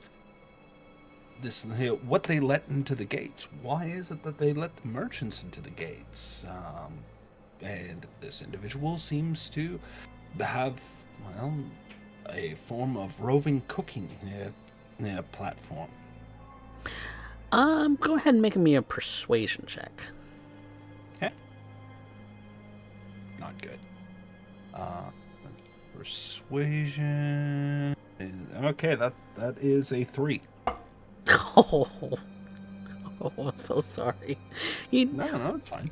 Okay, well, he he finds you particularly odd because you're not like any elf he's ever seen before. There's some distinct differences uh, between the elves he's seen and the ones he's learned from. That you just seem a little odd, but the fact that your questions start to get a little too personal is when he starts to ask other customers to start coming forward. He answers your questions in a very vague sense. You get the sense that he's local, that he's been here all his life, and that he just loves to cook, and that's really kind of the basics. Really, all you get. He seems a little put off by it, but just a moment. If Valera gets that up intention, she's not here to end up causing interruption. She simply thanks him for his time, gives him the traditional farewell of her people, which ends up having her step back and giving a solemn lowering of the head, a point of respect of one's position. And as such, she then ends up beginning to end up wandering about, trying to end up And you actually observing. purchased one of these little skewers? Yes, I have. Okay, 3 copper. 3 copper. Okay. It's kind of like the skewer itself is about 6 inches long with a couple of pieces of meats and a couple of vegetables, all kind of and the grilled. gold coin, I imagine I'm offering him, it seems a little odd. It's gold, but it's I don't have a whole lot of change to work with, so we're breaking it down. Yep. He'll give you the appropriate amount of change back in the Ionian currency, which is similar to elsewhere, just with different minting on it. But yeah, you get the appropriate change back. That's disappointing, but still. When she eventually feels a little bit of dejection, I imagine this routine pops from one merchant to another as she continues, and more and more she ends up trying to understand, the more dejected she ends up getting. Eventually stops and reminds herself of the conversation that she ended up having earlier with Lagon before she looks about and instead proceeds to walk into an alleyway, and I'm going to end up using Wild Shape. Okay. What you gonna turn into? I'm going to transform just into a regular household spider. Household spider. All right. And I am going to just be at the top of or probably in the nook of maybe a stall, or maybe somebody with a wagon, somebody who's very prone to travel, and just kind of park myself there, and I just observe. I just observe how they end up going in. I'm just kind of fascinated. Kind of watching. It's an ecology of commerce, and something that, while it's somewhat similar, is also very, very different up here. Usually we end up seeing all kinds of things being traded, but here it is not with I imagine, with the prim and proper decorum. Instead, it's this loudness of street merchants calling for people's attention.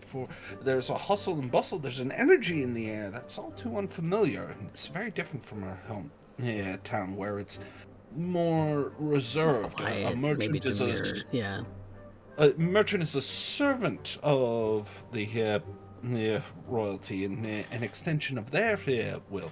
Here, it seems to be a cacophony of shouts, arguments, deliberation, And it's a fascinating dance. It's an ecosystem all unto itself, and she just sits there as a small thing, just observing it, trying to get to know it. Definitely a lot to report home about. Strange on how they argue with each other, and, especially with the especially with the Goliaths, who are far more verbose, I imagine. They don't exactly do it meekly. In fact, it's almost brash on how they go about it. I half expect them to end up reaching over the stall, grabbing somebody from the street, pulling them over, and say, "You will buy this now." That seems to be what's going on here. It's an amazing and frightening sign with the forwardness and the energy of the whole market.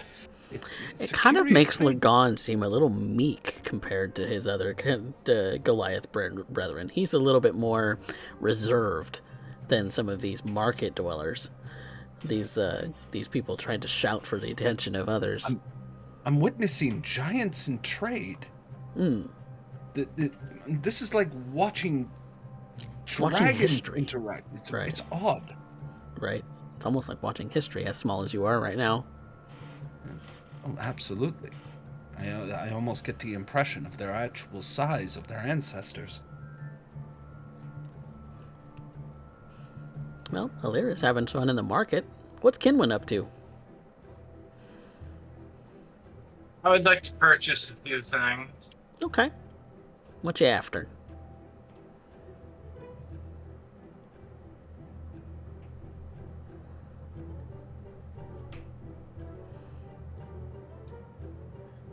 $25 worth of incense. Okay. Easily found. There's plenty of stores and temples that would have that available. It's easy to find. And a gold inlaid vial worth at least 400 GP. That you would find at the temple, because that would be something that they probably have on hand that you would need to purchase. It's for which spell? Summon elemental. Summon elementals. Okay. Then yeah, you're gonna find. You're actually gonna find that at the temple, because there seems to be. There seems to be a bit of a tie between the Wild Mother and elementals in general that you've observed. That it's a recent phenomenon that these kinds of things can actually be created, and outside of creating something from fiction out of arcane means. It's rather interesting.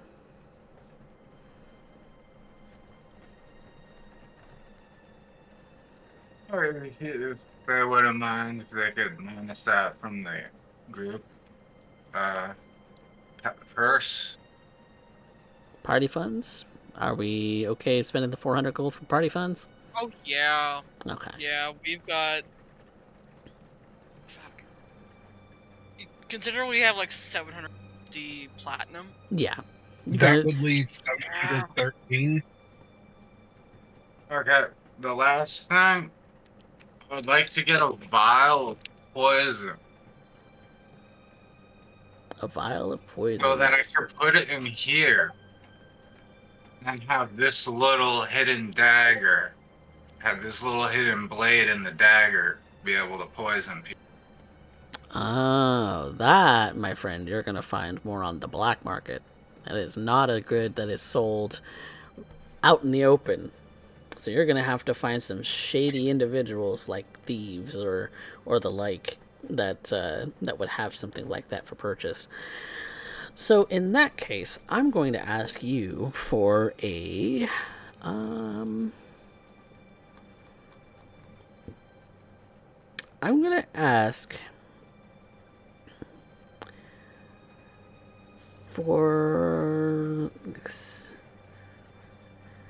Let me actually look, because my brain instantly started thinking in vampire skills, and that's not the case here.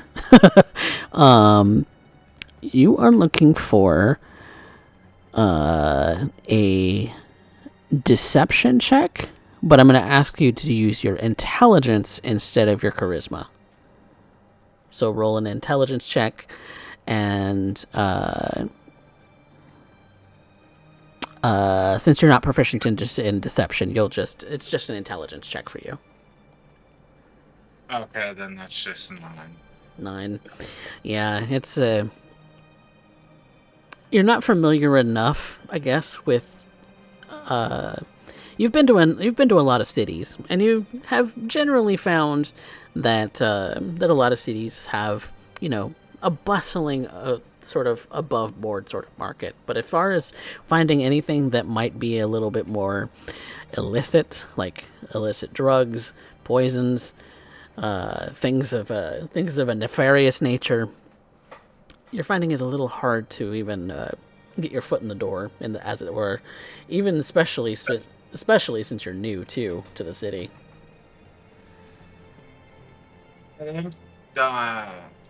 Some of my party members might be able to help me with that.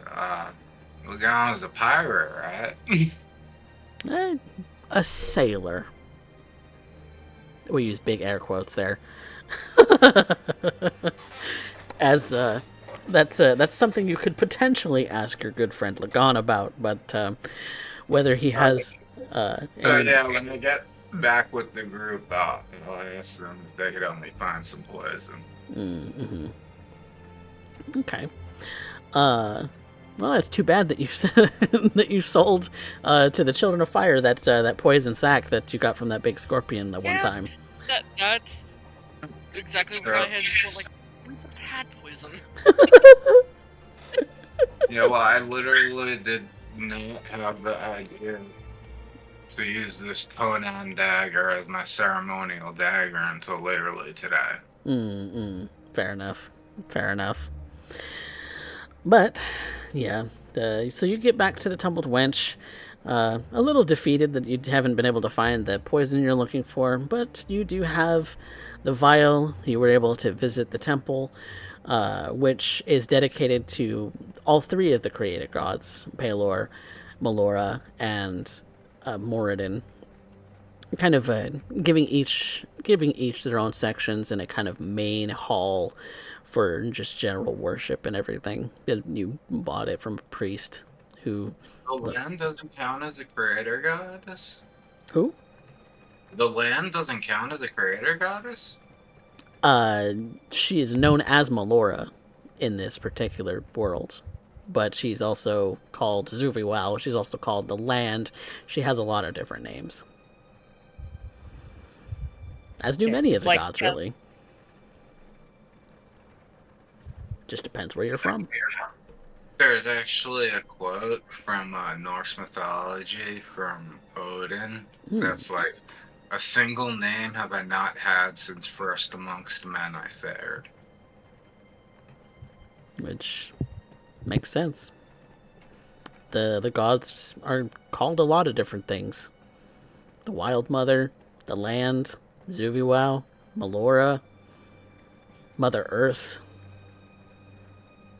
You name it. There's lots of different names. There's Pelor, the Dawn Father, the Sun, Life Giver, Creator, Father of the World. So many different names.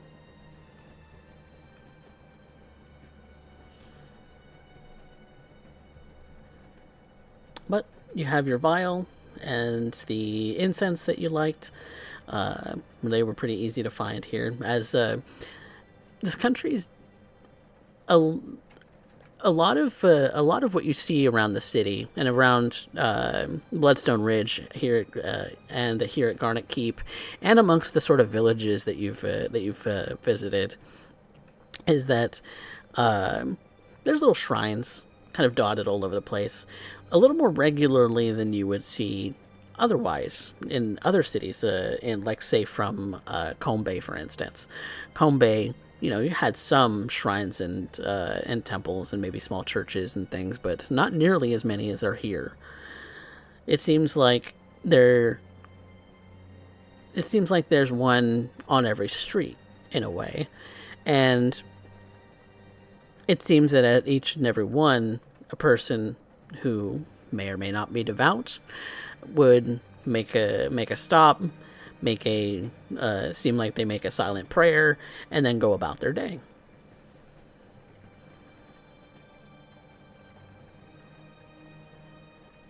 You see guards doing the same thing. You see the everyday people doing the same. You see just a lot of different people just seem to be, at least culturally, believers in the creator gods.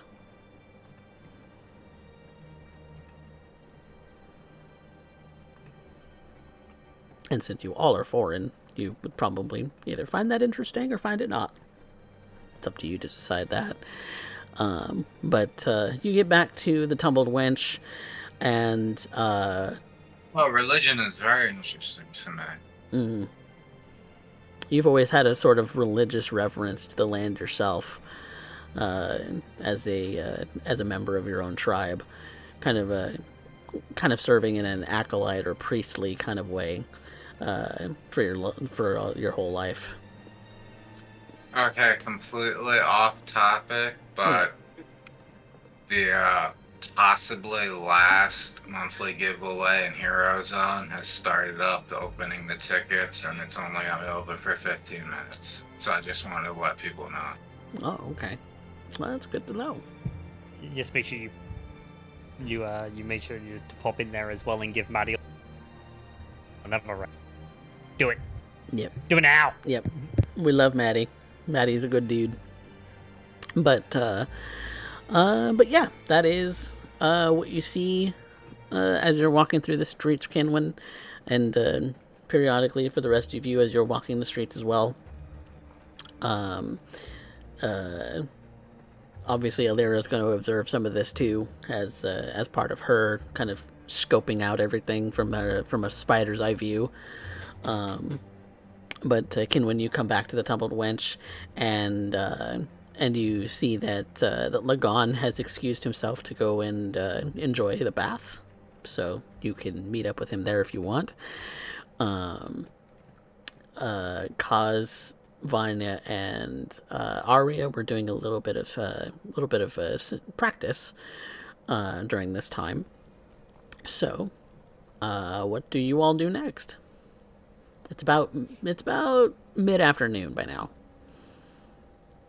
When Lagan is done with his bath, he will return to the room, and is going to knock on the room, on the door between the rooms. Okay.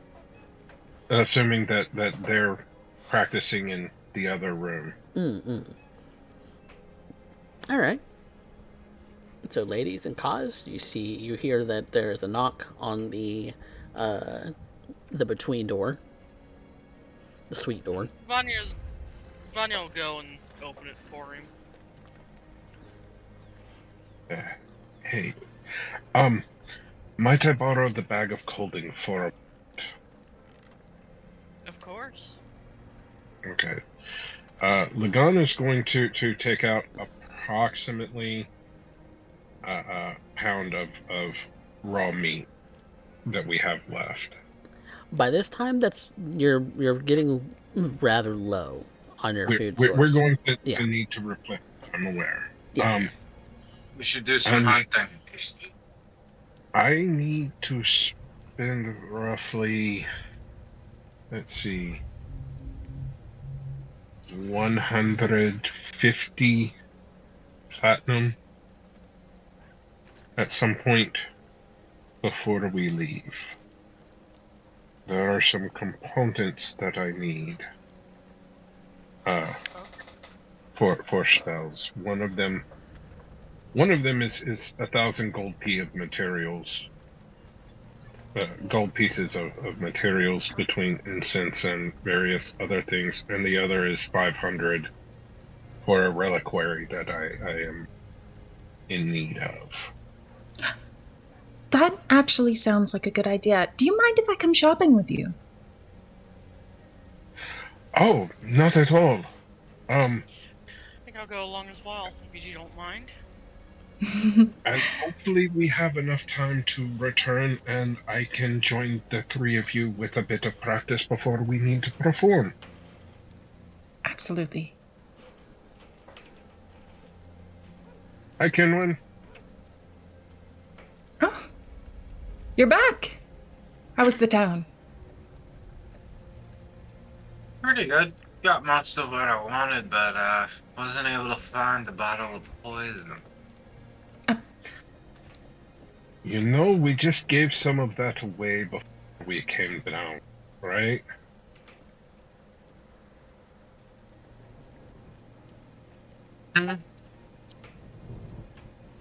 As you say this, you see Lagan go over to his things and start rummaging his sack. What are you rummaging in your sack and grabbing? The tentacles from the man of war started that Lagan took. Oh, they were in your backpack? They've been in my backpack from the start. So, those have shriveled up by now. They're no longer... He's thinking that how he had them wrapped, any of that stuff might have crystallized, and maybe with a little bit of water could reconstitute it. And the only water he has is... I'm gonna sounds like an intelligence check to figure out the science of that. Yeah, because I don't know that. Or wisdom, maybe nature. I don't know. You figured it out, Coffee. You're the DM. Yeah. You tell me what you want. Because he did have it all wrapped up in a little package so that the tentacles and whatever was attached to them would stay in place. Yeah, but they're also the consistency of jellyfish, and so right. The science of that, they might have shriveled up by now. So I'm gonna actually, man-o'-wars in this particular case are actually aberrations. So I'm gonna call this an Arcana check. Oh, well, I'm so great at those. I can't help. I'm not ruined anymore. I want to guidance myself as well. Okay. Just in case. You know what? Take a bardic inspiration too. I'll allow it. Vanya's just like strumming. So you said bardic inspiration? That's a D6 right now, right? Yes. Yes. Just like tense strumming as we can get to the reveal. Okay, so that is going to be a total of 26. Oh my god. Okay. So yes, they have shriveled up and are basically jerky now. However, aberrations are strange.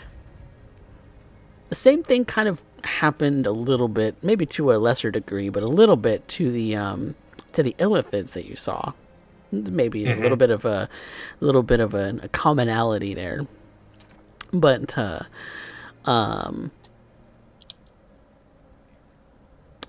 you get the distinct sense that it is worth a shot. Whether it will actually work is you're not sure. The nature of it seems like it would work to reconstitute it into a sort of gelatinous, sort of tentacle-ish, sort of a consistency again. Whether that gives you anything of use is another question. We'll find out. So Lagan is going to take one of the 4 vials of holy water remaining, take the cork out of one, carefully have the package where it's folded, where he can just empty everything into that vial of holy water, put the cork back in, and shake it up. Okay. Well, holy water is in a sense kind of blessed by your deity. It's the only water he has in his water skin, and he's not willing to waste that on this. Okay. This is an experiment. If it goes wrong, it goes wrong. Lessons learned. Okay. So, because the nature of these two things, your god and aberrations, are diametrically opposed, I am going to say that you have created something volatile. So I'm going to roll some psychic damage. And I would like everybody to make an intelligence saving throw. Scheiße. Alira, are you present? You know what? Just because I don't want to end up causing any complications, I'm going to say yes. Okay. Intelligence savings throw, you say? Intelligence We just see him saving throw. shake it, and it just. That's a 6 with a +2. What we got here? So, what everybody would 19. probably see. I would also like you as a group to call high or low. Low. Is that the consensus? I'm not arguing as it's not my problem. It's just Sure. going to become my Going with problem. low, yeah. No. Low it is. Okay. I rolled a 15. So,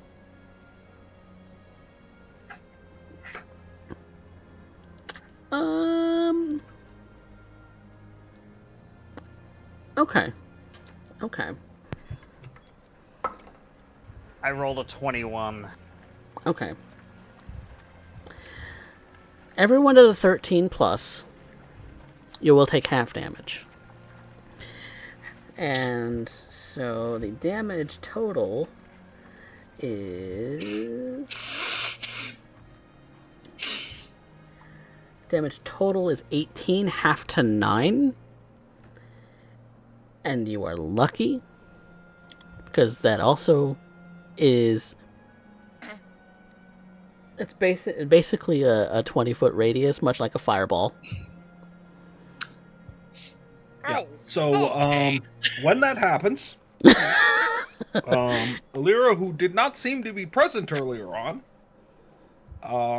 suddenly manifests on the ceiling, grabbing hold of their head as though they're in great pain, and suddenly hits the floor, probably through the table that they're all around at this point. Just I In the manifests suite, out of yep. nowhere. Mm-hmm. Because, you know, Cars is going to attempt to catch up, but be just the slightest iota not fast enough. Mm-mm. And thankfully, the rest of the tavern saved.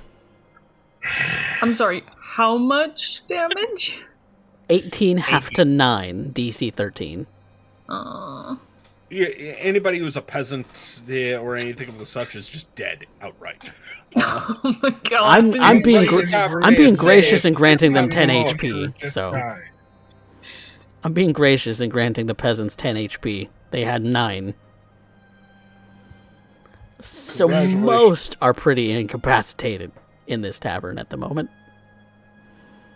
Oh my Congratulations, god. Lagon. You created something that's absolutely devastating. We've discovered a bomb. I will say that if you have Psychic other Man-o-War tentacles that you mix with holy water blessed by Melora and or the Raven Queen, you will have an explosion very similar to this. I have a few left. The ones I have left are from the red one, I believe, that No. was attached to Yeah, whatever. no! No. You're done! That's the Combat. only tentacles that I have left of that. I'm not doing anything with that hurt. I'm Ow. Because you basically created a grenade of psychic damage. I am aware of this. I can play with this later. Remind me I have this. I'm not doing that again. And okay, you wanted. I will see what I can find for you, can win. But not right now. Basically. And that's. I apologize. I didn't know you were even here. Why would you do that? You're muted, Derek, Derek. by the way. You just see Alira get up, bleeding out of her nose, mouth, ears. Yeah, this hurt. And she's looking around, for what the attacker is. I mean, no idea what the hell is. You know, you were mixing a drink. Yeah, that's all you were doing. There's an attack on the tavern. If she has Vanya's gonna go over and all she sees is wounds. broken. She sees Broken the broken vial of holy water in his hand. All she sees is him holding the stem and what's left of the vial. And the shrapnel on Vanya's the gonna ground. go over to Lyra and use Cure Wounds at level 2 and give back 18 points. Hey, Oh Lamel. my god! Stuff a tentacle into the holy water. No. The way Lagan will do it is he just stuffs the tentacle in it, puts the cork back in, and throws it. The act of him throwing it end over end is what will do the shaking so that when it lands... Yep, you basically just exacerbated it. But yeah, you have found... And the throwing range will be similar to a dagger. 20 feet? Yeah. Yeah. I figured. So mechanically, that's how it's going to work. It is basically a handheld fireball with the throwing range of a dagger. So there you go. So 2060. DC 13. Yep. What just happened? I played with something I should not. However, I have great ideas for applications in use later. We wanted to go shopping. Is that correct? Yeah. I think we need to leave before anyone just comes to fruition. Anyone even thinks that we're a part of this. They'll never know if you don't tell them. They're gonna know if we're the only ones walking down the stairs. They're not gonna know that it was us. They can obviously see from Alira and Kinwin here, they were respected as hard as everyone else. If not more so. Unless you're going to wash Alira's face and Kinwin's face, they still have the blood from the ears and the nose. Arya complaining about that. Kaz actually walks over, kneels down, and goes,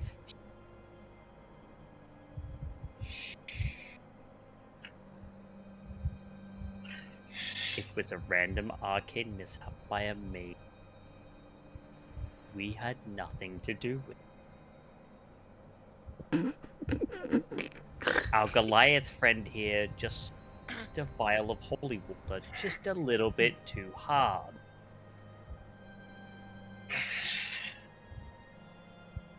Oh my god. I don't think this is going to fly. I don't think this is going to pass. Arya.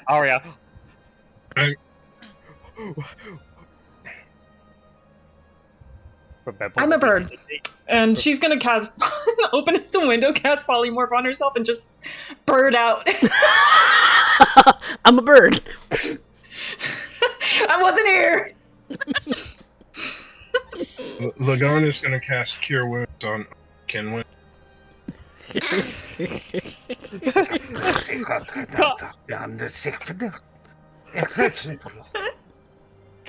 Kaz is just sitting there,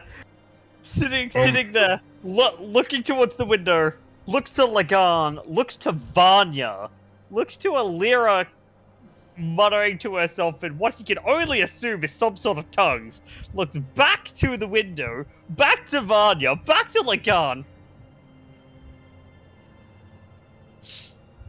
I'm no liar. Why am I having to come up with the out? You couldn't convince the one charisma character because that was too asinine. She was like, no, I'm gonna get caught. Bye. To us. But Vanya's gonna go over to Kaz and use Cure Wounds at level 1 because damage. Thank you. Which you get 4 back. He kind of watches quickly after Arya though. He's like, yeah, I don't know why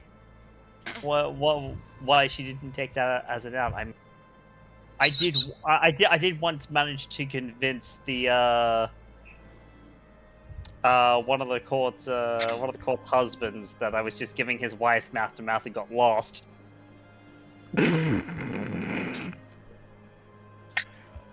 I would say that's a good way to get your tongue cut off and your throat slit at the same time.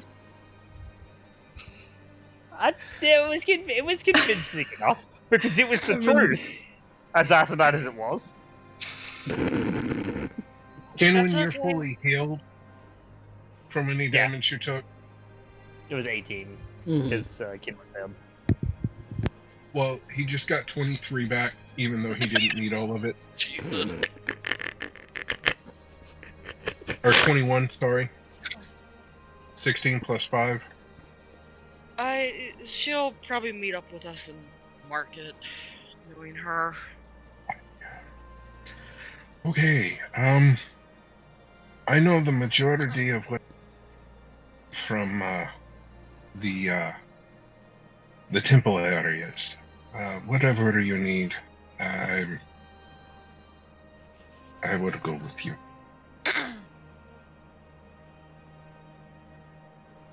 Well, I think that's a great place to pick up next time.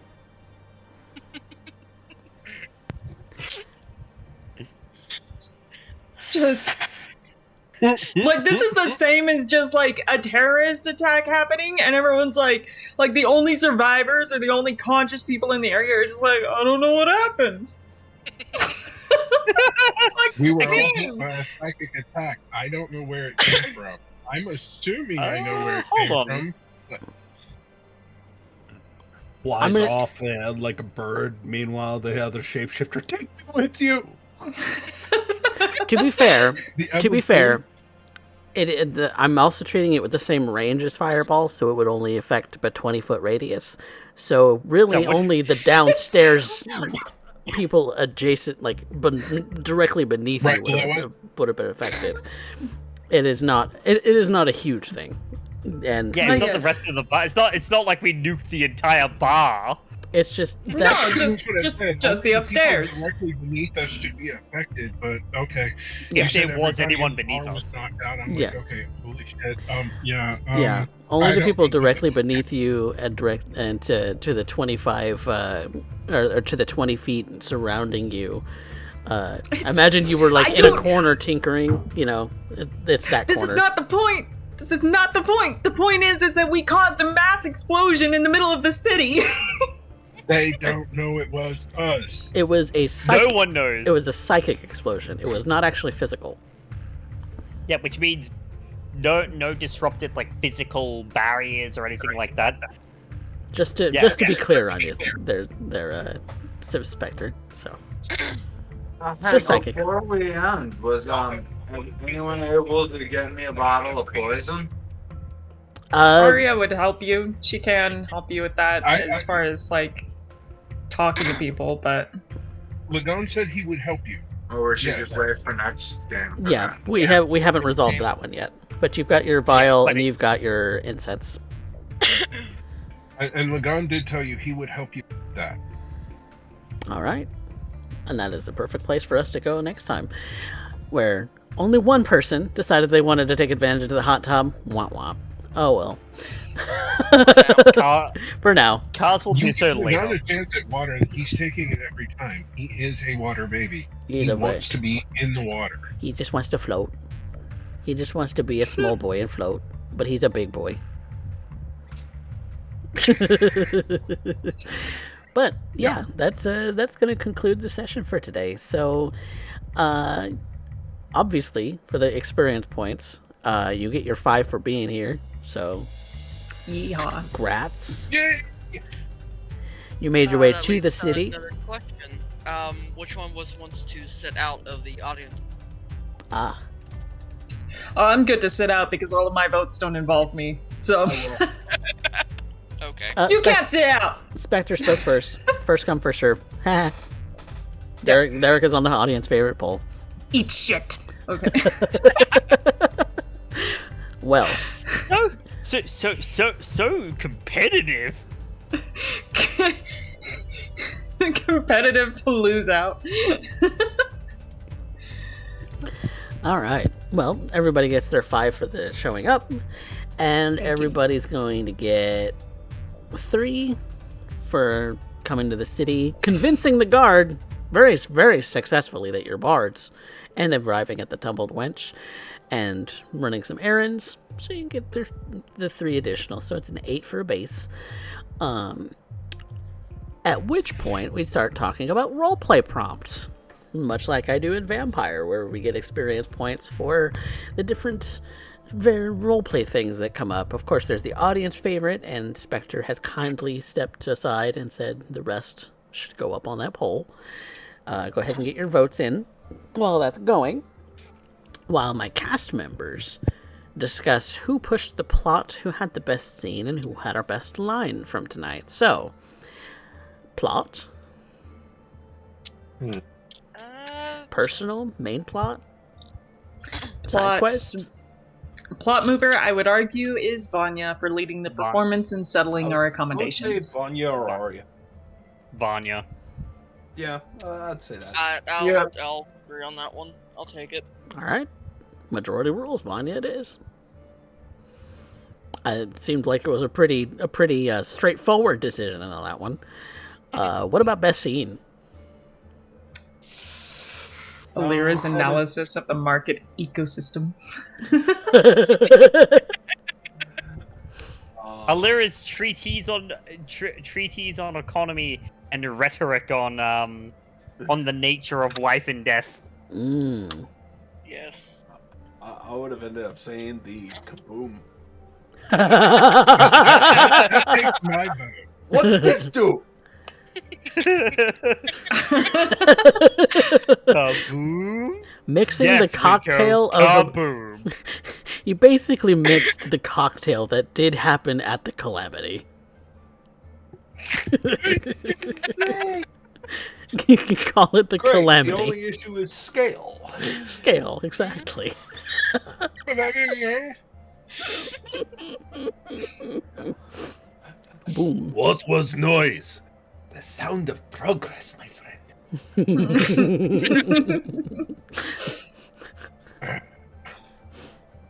All right, so we've got two scenes kind of posted up there. There's the explosion, which was more like a mental explosion. It caused you all headaches.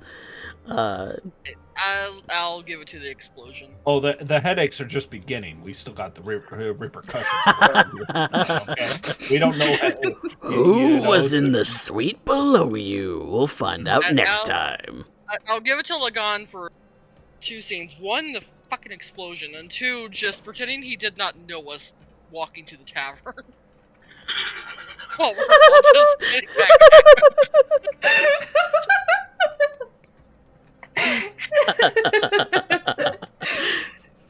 That was kind of funny. The only people that actually know that I'm with you are the guards standing there. Everybody else that I don't know you fuckers.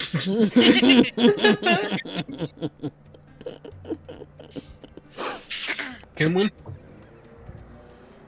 Yep. What you think? What's your favorite scene? Yeah, because you're a tiebreaker. I'm going with explosion. All right. All right, so Lagan will get it then. The calamity cocktail wins it all. Hey, we've got a great name for it now. It's true. Exactly. That's what we're Goddamn. going to call it, the Calamity Cocktail. And I can make 3 more of those. Hey, Oh, Lamau. Oh no. Since you did make a distinction that you have some from the red jellies too, let me know which one's which, and that might make a difference. That's all he's got left. No, all I have left is what's left from the red jelly. The Oh. other jelly was all in that one vial. Oh, okay. That's gonna be Okay. more potent than that. Yeah, Well, that'd be a different kind of damage. Maybe. probably something else on top of psychic, unfortunately, sadly. As long as we are not in range. I don't Go plan for anybody to be enraged next time. I didn't know.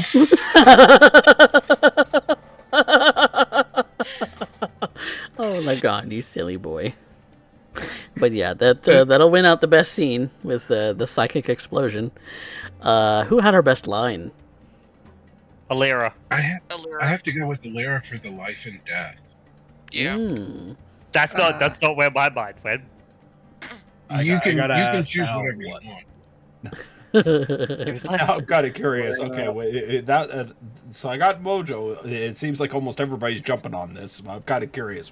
What's the lines? it's like he's chewing a piece of rhubarb. God God damn it. That's precisely my one, was Kaz being like, I can't be mad at you. That was hilarious, but for me, it's that poignant moment. She's trying to understand on Gon's head and give him her perspective, and that has stuck with me from the beginning. Ooh. I would shout out to Carl's design. I can't be mad at you. Or what goes on in the guardhouse stays in the guardhouse, and Arya's I'm absurd.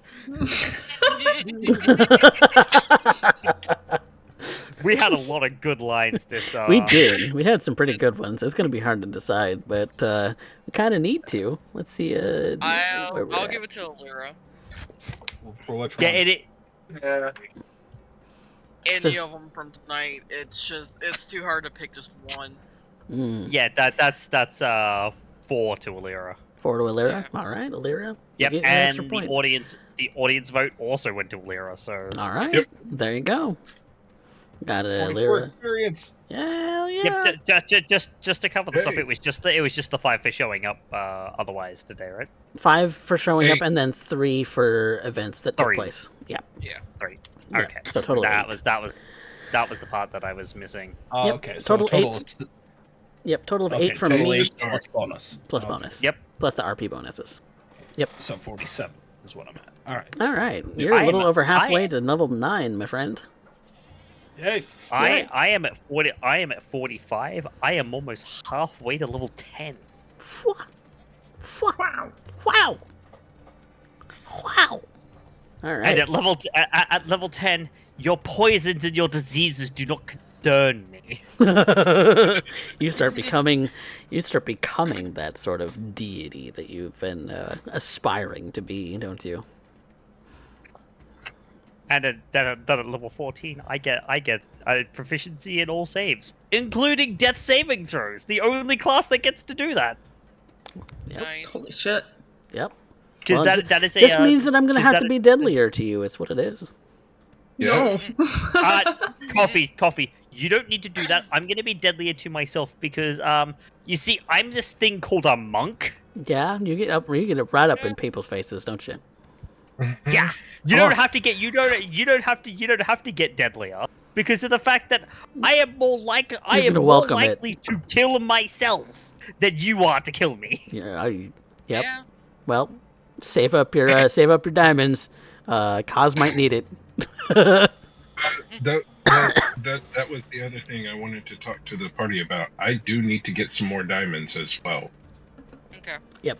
There's plenty of more shopping that we can do next time.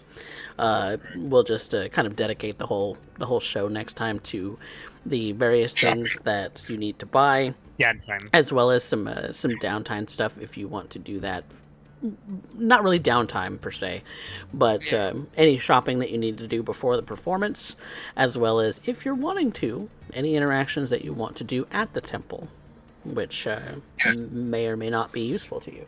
So we'll do all of that next time, and handle more of the shopping that you need to do then too. So we'll kind of open up the show with that next time. But in that case, that does mean that we have concluded for tonight. So let's find somebody to raid. And if you are not subscribed to the YouTube here for Coffee Cat Presents, you really should, because that's where I store all of my VODs. I try to keep it as up to date as possible. Playlists are always the best way to kind of binge watch if you want. I have playlists for all of the shows that we've done here on this channel. If you're on YouTube and you are not following on twitch.tv/CoffeeCatPresents is the best way to watch live. So that if you want to come and say hi and chat, the chat is on this side of me. You are welcome to come and interact and get your name on the show, I guess. Yeah, we're gonna go raid and call it a night, and until we see you all next time for more VTM on Wednesday, and I believe next week Saturday we're gonna actually not have the session for Rebirth, so we're gonna take that week off. So we'll see you guys on the 30th of December for the next episode of Rebirth live. So until then, have a safe and happy holiday, and until the next time, say goodnight, everybody. Night. Bah humbug. Alright. Fuck this shit, I'm out. Fuck this shit, I'm out. Oh.